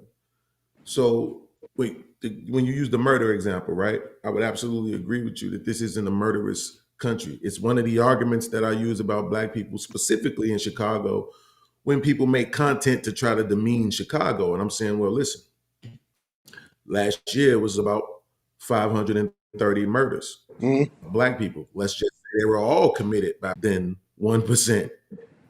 Way less than 1% of the black people in Chicago are murderous. Maybe we ought to put this in context when we're trying to demean the city, right? Or the black people we're in. So I understand the argument, but it's also why I would say, and Nikki Haley actually provided me with this content because she said something that I've never heard anybody ever say before. She said America participated in slavery for 90 years. Mhm. So whenever you hear people talk, you usually hear 200 some years, right? Because they go all the way back to when the first slaves, quote unquote, arrived here, which I don't necessarily subscribe to I, that I know concept. you probably watched the whole clip, but I'm gonna just take your word for it because I didn't get a chance to watch the whole thing of the context of what you referring to. But I got you. I'm feeling you. Yeah. Yeah. So I've always heard people talk about 200 plus years. You always people say for 400 years, you always hear these crazy numbers thrown out. But it's usually around the 200 some year mark because people talk about when the first slaves landed here, which again, I don't subscribe to that ideology of slaves being brought over here. But she said 90 years. Mm-hmm. And so I'm sitting there thinking, like, why would she say 90 years? And then I did the math, right? When this is very slick, this is what people really do when they're taught very well how to communicate. Well, she's counting 1776. She's counting from 1776 when America was quote unquote actually established. Mm-hmm. You see what I'm saying? So she's not even counting what happened prior to that. She's saying America itself, after its establishment, participated in slavery for 90 years, right? So if we go with majority minority, then you would argue, well, man, if they only participated in it for 90 years, I mean, what does that tell you? Maybe they wasn't that bad, right? Mm-hmm. Well, if I go with what Anton said just a few minutes ago, which I absolutely agree with, which is why I tell people all the time, don't even bring up slavery when you're trying to talk about what white people do. Anton said specifically that once the opportunity came for these quote unquote less than people to gain power or equal status, then there were people who pushed against that because they didn't see your purpose in this country being that originally. And that's where the focus of racism came in at. So let's go with that. Slavery ends 1965. I would argue if somebody wants to say, well, when did racism against black people stop? I would argue it stopped in 2004 because that was the end of the crime bill, which we can say for sure was literally put in place to target black people, right? So if you go from 1865 to 2004, now you're looking at about 148 years. So 148 So wait, years. let's stop there. You saying that racism ended, if you wanted to give it a number, in 2004. So you saying that racism doesn't exist against black people today as an institution or as a system or in any way, shape, or form? No, absolutely. I'm not saying that. I'm saying I won't argue with people about it. So if they wanted to if you wanted a concession about when racism ended against black people specifically, I would give you 2004. Okay. Just to move the conversation forward. Yep, I got Right?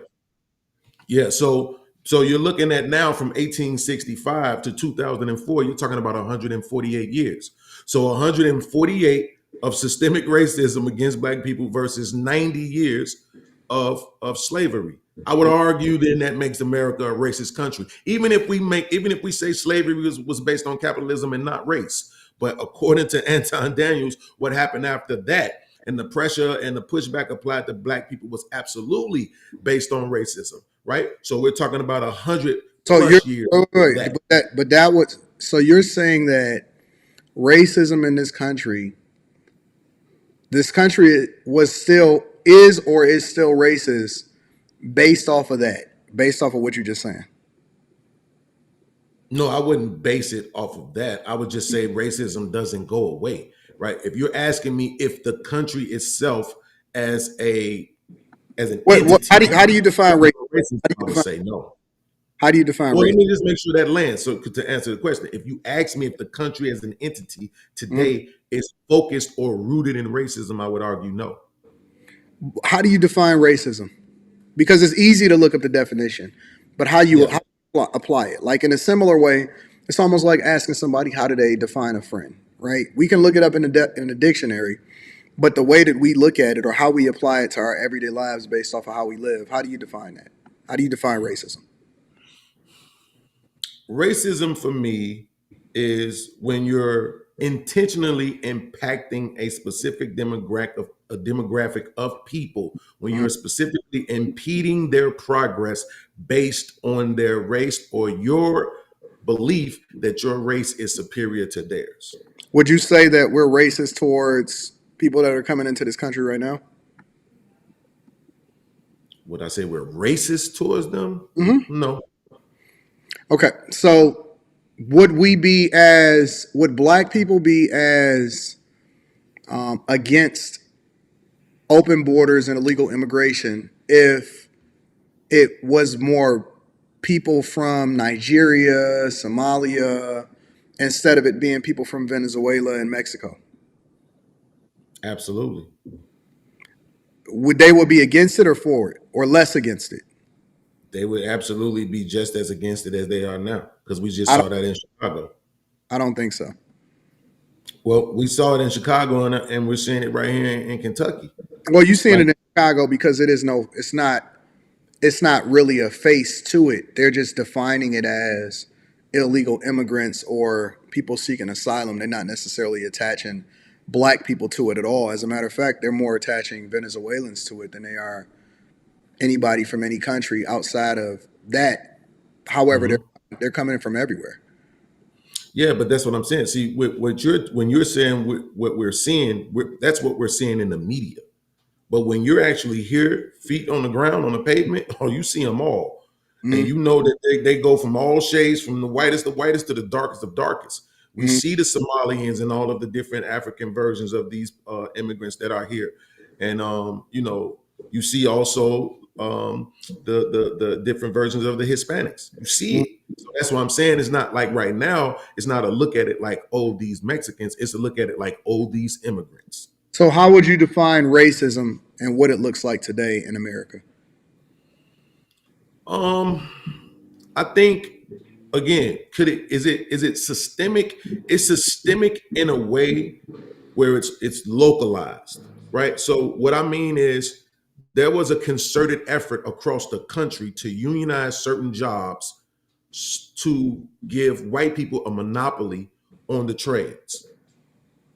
You're not gonna see that cross country anymore. How? I got a cousin that's an iron worker. How right? did they? How was it concentrated to where it was specifically targeted towards benefiting white people? Yeah, absolutely. That's why they were well. So based on my research and the people who I've read and watched before, which I can't cite off memory, of course, I'm 46, but the reason why those unions were made in the first place is because of the fact that the people who were slaves or quote unquote indentured servitudes and these type of people, or the Chinese people, I forget exactly the term that they use for them, but these people were the labor force of the country. So now that slavery is over with, well, these people are way more qualified to get jobs done, which put a lot of white people on the outside of work and employment. And so what they That did is was not why the unions were created, though, Beans. absolutely. You listen. Here's the thing. That's why I say I don't like to. What I don't like to do is I don't like to. But it goes back to the original question, and this is the reason why I'm asking the question, because I think that I could argue the point more effectively if I ask questions, because I'm still trying to understand what racism looks like based off of how you define it today. So I need an example. I need to be able to speak to an example, or we need a foundation as far as what this racism looks like, so we can tackle the subject more effectively. Right. So, but you've asked me two different questions, right, within the last 3 minutes. So the last one that you asked me was about the unions, and that's what I was responding to, right? And so here's the thing about that. You and I, neither one of us, I'm older than you. Neither one of us were born, right? So you're going to tell me what your source says about why the unions were formed, and I'm going to tell you what my source says about why the unions were formed, which is why. But your argument was, well, these people are more qualified. So is it more qualification based off of cheaper labor? Because when I see unions, the foundation of a union is still the same as it is today, right? They don't want foreigners, for example, coming in and doing the job much cheaper than what they think they should be able to be paid for it, because they feel like they are American citizens, right? So even that itself is rooted in the idea of capitalism. It's rooted in capitalism. It's not rooted in race. The race of the people that just so happen to be able to do the job quicker, faster, and cheaper just so happen to be the race of the people. But that has nothing to do with the race itself. It has everything to do with the benefit that comes along with me making more money, and I don't want you doing it for cheaper. So if that be the case, is it still rooted in racism based off of how we look at Mexicans or how we look at people that can do the jobs cheaper? Because it's the same premise. It's the exact same premise. But that premise is not based off of the fact that they're Mexican. It's based off of the fact that they're going to displace me. And that's not racism. That's capitalism. That's capitalism. So the reason why it's still in play, right? The reason why is because at that time they weren't worried about the immigrants; they were worried about black people. Based off of the same premise, though. Absolutely, right? So that's capitalism. It has nothing to do with race. Absolutely, but Anton Daniels said that when these people began to be given power and equalized, that's when people started. You see the force of racism. Anton Daniels. That's not true. That's not true. You said it. No, based off of that example that you're giving, that's not true. See, I'm not saying that racism never existed in the United States of America. I'm saying that when I give people an opportunity to substantiate their argument, and when they use an example to illustrate their point, it doesn't hit. It doesn't fall the way that they think that it falls, because again, it's still rooted. Listen, I see people don't want to be displaced by the very people that they will hire to make the money. Absolutely. So they'll give an opportunity to the very people that they don't want to be displaced by. Is that still racism? Or should they first also look for the people that they're more closely aligned with from a, race perspective, or whatever it is that their ethnicity is, but then they choose not to because that person is going to charge them more money? Okay, I can see, but here's the thing, Anton. If you're going from slavery to employment, and you're that employment that you're getting is empowering you, equalizing you, and taking those opportunities away from But that those has very nothing white to do with people. race. The context of it is still based off of capitalistic nature. Has nothing to do with race whatsoever. The reason why you can feel a certain type of way about it because you may be the one that's impacted economically as far as not being empowered to do what you want to do. So it's always the person that's the victim that's going to feel some type of way about it because they're not looking at it the same way as the person that's giving the opportunities out. The person that's giving the opportunity out may see your race, but more importantly, they see their pocketbooks. And they're going to make the decision that's best for their pocketbooks more than they're going to make the decision based off of race. Because if it was purely based off of race, they would never hire you in the first place as cheap labor at all. You wouldn't even get the opportunity at all. You wouldn't even be having a conversation with these people at all. You wouldn't even get the chance to have a conversation to make no money from these people if it's based off of race. See, the only way that we can make this argument is to say that we're not economically empowered. And that's not an effective argument against the capitalistic nature of it. It's completely false because you only taking into consideration one view. You're not taking into consideration a view of the person that actually is still putting money in your pocket based off of how it can benefit them. Anton, the problem is that the argument that you're making right now is absolutely focused on today when we're talking about back then, right? So that's what I'm saying. What was happening back? Well, you said then. that racism still exists. Absolutely, but that's so what I'm give me saying. an example. So give me an example. I was trying to answer the. Okay, go ahead. I was trying to answer the union question, right? Which was to say that at this time when white men felt like they were being robbed of these opportunities, they got with business owners and they created these unions in order to empower themselves, in order to have these jobs that you can't have now unless you're in a union, right? All of the economical things that you're talking about absolutely applies. But I'm saying at that point, the people they were worried about weren't the immigrants; it was the blacks and the Mexicans and the Chinese, right? Who had been the labor force of the country for some time. When you come to today and you say, well, what does racism look like now? That's why I said I wouldn't even argue if somebody said the country isn't rooted or isn't the foundation of the country isn't racism at this point. Most people argue that it's classism now, right? Mm-hmm. Which you can probably see that from your own point of view. But the fact of the matter is the racism that still exists is systematic locally. Right. So it's not like that's why I was using the unions. The unions was across the country. Right. So now there is no countrywide systematic issue. I don't think that it's systematic. I think that the system is based off of classism. I don't think that that has anything to do with racism. Right, but that's the country. That's why I'm saying it's localized, right? So I can go somewhere specifically in maybe a smaller town or in a major city like Chicago, and I can see things that are specifically done to impact the progress of Black people. So that's what I'm saying. The like country, what? The United States of America, like may what? not Give me an example. Anymore. Give me an example. Well, when you look at the Black community in Chicago, what do you see? You see police lights all over the place. You see cameras all over the place. You don't see that when you go into the other neighborhoods. Absolutely. You don't. You do see cameras. There's cameras everywhere. No, but I'm saying you don't see it. You don't. It's not like how it is in the Black community where it's cameras and on every other corner. But that's not racism. That's a self-inflicted wound by people unable to police themselves and control themselves. And so you see a bunch of people. Look, Everybody in the hood know who doing what. I would say that we eat our own. How can you blame people? How can you blame another group of people for not policing you effectively? We know what's going on in our own neighborhoods. We know who killing who. We know who's selling the dope. We know who doing we know who on the streets. We know who pimping. We know who macking. We know who going to school. We know where we can go and get the pistols at. That's a self-inflicted wound. That has nothing to do with systematic racism.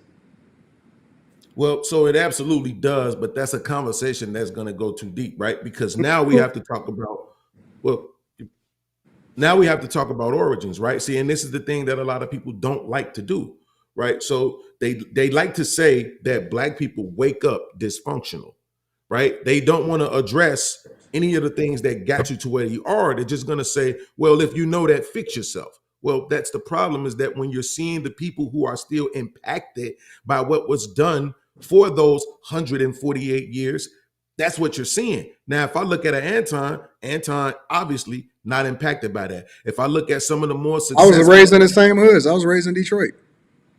There was Absolutely. Detroit is still the blackest city based off of population of any other city in the United States of America. It's been the blackest city for decades.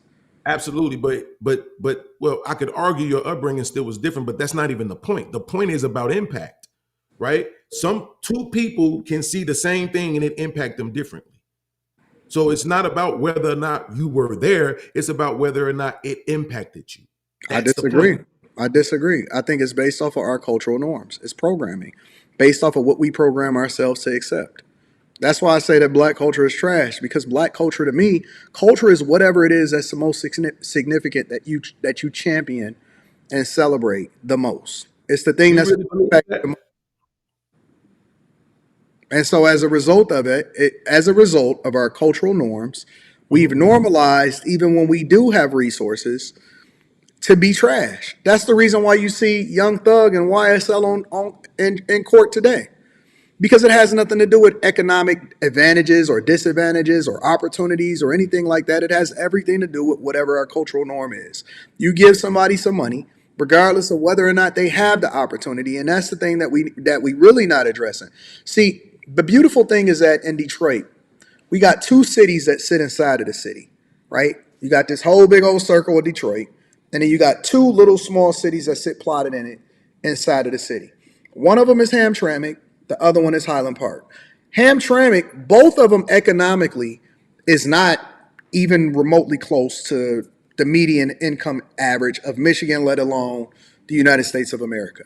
However, if you drive through Hamtramck, it's not primarily made up of black people. It's made up of others, right? Chaldeans, so on and so forth, right? Different people from different cultures, whatever, right? And the houses are old, but they're well taken care of. And the community is tight, and the streets are clean, and you have less crime, and they have a soccer team that's nationally recognized, which was one of the reasons why they even considered building a soccer stadium here in Detroit. And it's absolutely dope. I love going to Hamtramck because the culture is dope, and they don't have a lot of money, but they make sure to take care of their own. They police their own. They be on top of it, and it's not perfect, but it's great. It's great. You can feel the culture. You can feel it. It's absolutely dope. Now you go over to Highland Park, which is primarily black, and it's a completely different culture. And their cultural norms absolutely make it unlivable because you can't even leave your car outside but without it being stolen and putting on bricks. And so my point is that even with economic opportunities, it still doesn't change the culture. I think the thing that we focused on the most, that the thing that we should focus on more, is changing what it is that we celebrate as a cultural norm, which would then incentivize people to do the thing that's in their best interest. We should be calling the police when somebody is trying to break into somebody else's car instead of having this no snitching policy. We should be making sure that we raise our property taxes, not necessarily by waiting for somebody to gentrify it, but actually caring for the home and caring for your neighbors and actually protecting the things that surround us. I think that our cultural norms is trash, and that's the thing that we should be more focused on, instead of being more focused on whether or not Nikki Haley actually want to acknowledge whether racism existed in the United States of America or not. We too focused on the wrong things, and we not focused on the things that actually will benefit us. Because whether she acknowledged it or not, that's not going to move the needle for people in general. It's not going to move the needle for culture. So, I just got a different perspective. I think that we so distracted, and it's so easy to get black people riled up about things that don't matter versus the things that actually is impacting you inside of your own neighborhoods and communities.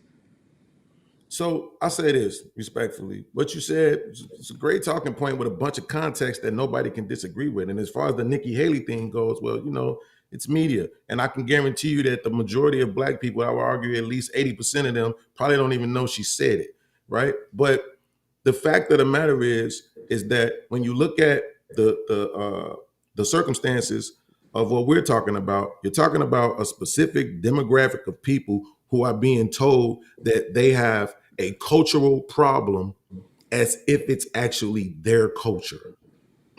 So we created the culture of guns and shooting and killing. We created the culture of drugs and destroying people with drugs. We created that. We created illegitimate children. We created that. Absolutely not. The culture Absolutely, that we have. about black people is actually an American culture. It didn't start with us. And people just want to put it on black people because it's easier and they think it's easier for them to punch down on. It doesn't matter where it started. It matters whether or not we adopted it and celebrated it. We made it cool.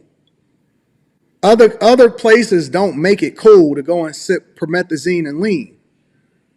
That wasn't given to us. That's something that we adopted. We made that cool. We went and finessed the drug companies. That was never cool. We made that cool. We rapped about it and we sold it. We sold it musically because music is programming to our children, and we made that a cultural norm. Absolutely, but art imitates life. So people are just talking about what their real life looks like. Most of y'all, 98% of y'all would never know that was real unless they heard it in a rap song. So you can't say art imitates life. That's an excuse for people to say things that they're not going to hold themselves responsible for. That's an excuse. Art doesn't imitate life. Art is an excuse for people to say that it is art so that they can sell it to the people and then get rich off of it as a result of it. Most of us would never know it. No, bro, the way that most people learn what an ounce was, what a key is, what a pound is, how much to break it down for, what promethazine and lean is, Molly, all of that stuff. We heard that in the music that we sold to each other. Absolutely. And we celebrated it, and it sounded good to us, and that's our cultural norm. That's not something that was given to us. That's something that we celebrated. Right. So what about all of the movies that predated hip hop music that did the same thing? Like what? Highlighted it. The Scarface predates hip hop music. That had nothing to do with black people. Listen, Al Pacino wasn't even black. I don't even know if it was a black person in that movie. Wait, hear me out. We the ones that made it cool though. Hear me out though, Anton. Think about what I'm saying. If you're gonna argue that, if you're gonna argue about hip hop, and I know you think you know about hip hop, we're gonna have to debate on this. Oh, I know about hip hop. Okay, then. So, how many rappers have took their name from? Okay. Right? Movie lines and scenes and everything. Use the clips on their albums as the inserts in the in-betweens in their tracks of those very movies that we're talking about. Scarface, Goodfellas, Godfather, all of that stuff for decades. Not a black person in any of those movies. Not a black person in any of those movies, right? So how are we the ones that's always the most impacted when we don't even have any representation in the things that we celebrate? Wait, but before we move forward, would you say that media itself was specifically designed to highlight, propagate, promote that lifestyle? Or were they just... To who? To who? I'm just saying, or were they just making movies? No, why do we always adopt the thing that's the worst for us and we ain't even got no representation in it? That's why I'm saying it's not systematic, because that wasn't even for you. Nobody in the black community should have been taking on the names, personas, and celebrating Scarface, Casino, Goodfellas, all of this stuff. Nobody. But we took it, made it ours, celebrated it, and now we made it our cultural norm when it never was for us in the first place, but then we'll make an excuse and say, well, it's systematic towards what? No, but the question is whether or not it was created to promote it, right? Because No. Let's stick to black people. Keep it on black people. Absolutely, that's my point. Because if you're going to argue that rappers made the music to promote the lifestyle, to say go do this, then you have to also argue that those movies were made to promote it, and therefore it makes absolute sense that these people would indoctrinate that rhetoric from those movies into their lives. Then how come wait, why did it not impact any other communities as much as it impacted what it is that we adopted? I can't say everybody had access to see it. Yeah, but I can't say that it didn't. It's the same reason why how we Come on, Beans, you being disingenuous now. Really? Who do you think sold more cocaine in this country? White people? No. I don't see no white people walking around talking about I'm Scarface. They didn't name themselves Scarface. No, they didn't name themselves after an immigrant that came over here. None of that. I don't see no other culture celebrating that. No, they go around celebrating our culture. They go around celebrating us. They call themselves the us. Hold on. So we're finna pretend like that's not the case? Do I gotta go to Tom Cruise? That's doing crazy. Young Jock on TV? That's crazy, Beans. I can't believe that you imitate them. They imitate us. But all everybody want to point out is that we imitated them. That's crazy. You know what the word wigger is? You know where that comes from? Yep. It's the reason why that word exists, Todd. But they don't even white people don't even like them. They shun white people that are trying to be like black people that is wiggers. Absolutely. And so their cultural norm, no. Their cultural norm is to shun the thing that they don't like about what it is that somebody else is trying to be that's not them. How come we didn't shun what was happening over in Scarface, but we named ourselves after it and we modeled our entire lives based off of it? No, I agree with you, but we do shun black people who try to act white, and we also shun white people who try to act black. That's where the term wigger came from. But the problem is that what it is that we think. I'm talking about the best versions of us. But you're missing it, Beans. The very thing that they're trying to act like is trash. Absolutely, we're gatekeeping. No. We're gatekeeping the worst thing for us from somebody and thinking that it's cool because they trying to be like it. No, you can't be like us. But we shouldn't even want to be like that. Absolutely. So why are we gatekeeping something that's trash? Because it was financial. It's capitalism. Y'all want to give capitalism credit for everything except for what niggas do. So now wait. So when I stood on it and I said it was all based off of capitalism in the first place, it wasn't. It was rooted in racism. Now that we want to make an excuse for it's circular. It came full circle. So now that we want to make an excuse for the very behavior that we don't want to take accountability for, now it's capitalism. No, Anton, this might, listen, respectfully, I love you, brother, but this ain't gonna work on me. I listen very It worked. You just made my argument. I listen very well. You were specifically talking about the slavery era. I conceded that that's all about capitalism. But you yourself said, and I quoted, and I'm going to use it in my video when I review it, that after slavery, when black people began to be empowered and equalized was when racism started rearing its ugly face, which is why I don't understand why you gave me the pushback on the youth. Beans, you just made my argument all the way back to the beginning of this conversation. About slavery, I conceded that when I came on. Oh my God. I told you 90 years of slavery, 148 years of racism. I'll give you that. Slavery, capitalism. Everything else, Reconstruction, Jim Crow, KKK, civil rights, Vietnam War, feminism, welfare, crack cocaine, 94 crime bill. All of that was specific racism to attack black people. It lasted way longer than slavery. It wasn't. And therefore, even if you want to talk about the crime bill, even if you want to talk about crack cocaine, all of that was rooted in capitalism. 100%. 100%. You know what? Even if you want to talk about the prison system, the prison industrial complex, it's rooted in capitalism. All of it is. So you making my point. But wait, okay, I can see. But if I can see, you can't talk shit about drug dealers and gangbangers no more. I Because it's rooted can. They don't make it right. Listen, it's rooted I don't agree with all capitalism. I don't right. agree with all capitalism. I agree with capitalism, the premise of it, but it's ways in which you're supposed to conduct yourself. And all capitalism is not good capitalism.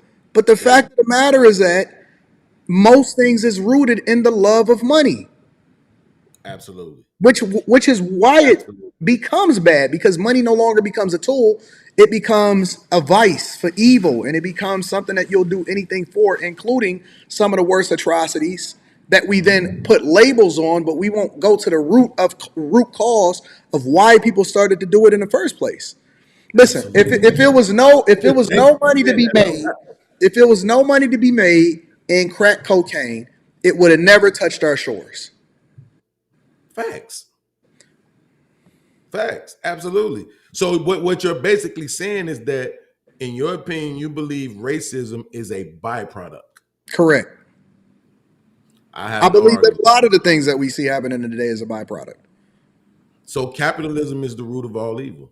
It's Thank not. you. The love of money is the root Just of say it. it out loud. It's not capitalism. Capitalism isn't bad. It's the love of money is the root of all evil. Yeah. There's nothing wrong with profiting.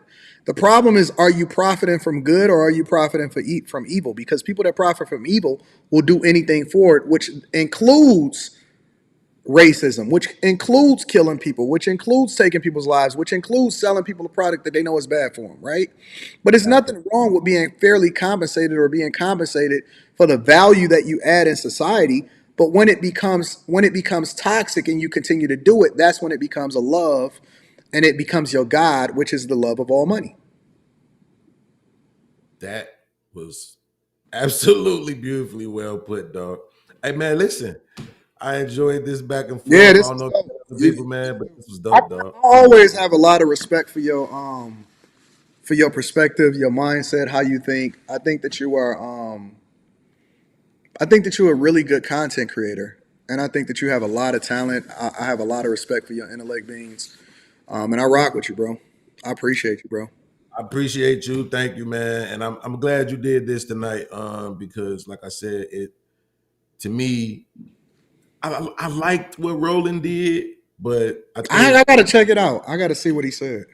yeah, he I like what he did. He put up a lot of stuff, but it's like you're not going into the ad hominems. Mhm. And I think that's what to me kind of like make it go, right. So man, respect No, to you, brother. I think that um I like having conversations because I learned something from people about different ways to look at stuff that I would have never thought about it. Um, Mhm. and that's why I'm cool with people that disagree with me, because I think that I get a lot from it, and I see where I'm flawed, even when it comes to some of the ways in which I may debate or argue something, or even in something that I never considered. So that's why I value people like you so much, because you bring up things that I probably wouldn't have considered, or I probably wouldn't have looked at the way that I look at it. Yeah. But it gives me a more well-rounded view, and it gives me more context so that I can take that and I'm gonna probably sit on that and learn on some of that. You know what I'm saying? Well, we should absolutely be here for each other in that way, man. And so, it's a few people I got to reach out to and make things right, because I think the content would be better. Yeah. You know what I'm saying? If we just collectively come together and build the way you just said it. I think Yeah. that's the way to build. And so, yeah, I've been on my dean, but I'm getting back to it. Let All me right. go ahead and eat though. Salute to you, bro. I appreciate you, Beans. No doubt. Yeah, man. I think that people, man, I had a lot more things that I wanted to go over, but we gonna get back to live streaming on after hours on Tuesday. I think that sometimes I look at things. I may see what somebody says, right? Let's say Nikki Haley, right? And she could be off or she could be wrong. But it doesn't mean that I agree with her, but I may look to understand why she said what she said. And when it comes to, a lot of these conversations, I may take the complete opposite position and see if I can argue it. successfully, because that's what debate is. Look, let me tell you what the difference is. There's a difference between an argument, a debate, and a conversation. An argument is people yelling back and forth in order to try to get their point across because they can't control themselves or they may be so passionate about what they stand on. A conversation is people talking and trying to understand each other, meaning that you may say something and I'm listening to understand you, and then when I start to conversate, you looking to understand me, and so it's an exchange of ideas, even though we may agree or disagree, right? And then a debate is completely different. A debate is to take a position on something and argue it successfully against the person that may take the complete opposite view.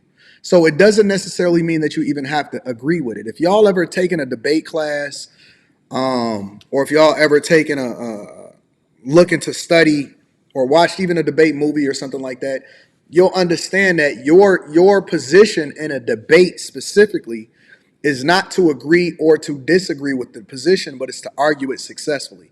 It's similar to a lawyer. A lawyer may not necessarily agree with what you did or what you're hiring them for when you're trying to represent them in court, but it doesn't mean that you don't deserve due process. And so your job, right? If you go into, and let's just say, for example, you are a court-appointed attorney.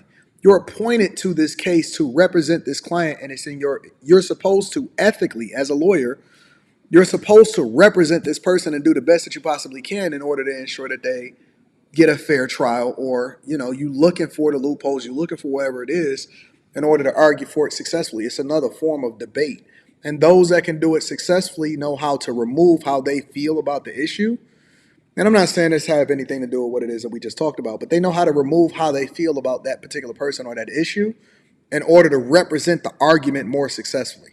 So, just my thoughts. Just my thoughts. Let me see. I gotta make sure we pay some bills up in this joint. Let me make sure I pay some bills. Hold on. Rajim, I appreciate you. Rajim says, I hate the our own people argument. All skin folk and kinfolk. We acknowledge the difference between Europeans, but not Africans. Shout out to you. I appreciate you for the fireball. Shout out to my dog, Ray Sean, is in the building, says, that's interesting. One perspective is only doing business with each other out of loyalty, but it's actually due to their limited network of each other. Bripto Briss says they pushed the 400 years of slavery narrative, so they came up with the 1916 Project. The U.S. was established in 1976, Dems rewriting history. Shout out to you. Regime goes on to say, Anton, look up Bull Dumb Diversus. That was the palpable that gave spiritual justification to European Christians to greenlight African slavery. I have to look that up. Brypo Briss says there was a theory. I'm guessing that you're a blood. I caught that. Brypo Briss is really a blood. See what I'm saying? And that's why he's not using Crypto Chris. He's using Brypto Briss. See? Your cultural norms. It's the things that you've been taught. You must be over there in Compton or something. Brypto Briss says there was a theory that slavery only extended past 1776 because soon after the cotton gin was invented, which supports your capitalistic claim, your capitalism claim. The Nurses Ain't Nice says, show me the one place on earth that doesn't have racism, prejudice. Life is hard, compete. That's a fact, though. Shout out to Nurses Ain't Nice. Listen, I love After Hours. After Hours is my favorite, absolute favorite platform to work on right now. So, yeah, man, we love it. I appreciate y'all for tapping in with me. I didn't even know that I was gonna live stream tonight, but we getting it in. I love y'all. Thank y'all for tapping in. Y'all go ahead and get some rest. I'm not gonna live stream late into the night. We've been rocking out for 2.5 hours. I'm gonna save some of these subjects for Tuesday. So we're gonna do After Hours on Tuesday. All right. I love y'all. I pray. What up, Trap? What up, Trap? Yeah. All right, y'all. Get some rest. I'm about to chill out, enjoy the fact that the Lions won tonight. And we back on the Millionaire Morning Show in the morning, and then we doing a Monday Night Q show on the Anton Daniels channel. I love y'all. I appreciate y'all. If y'all haven't already, make sure, look at Freezy. I love Bapta Bowers. I love y'all. I appreciate y'all. I'm going to see y'all in the morning. Make sure y'all subscribe to the channel before y'all leave too. I'm out.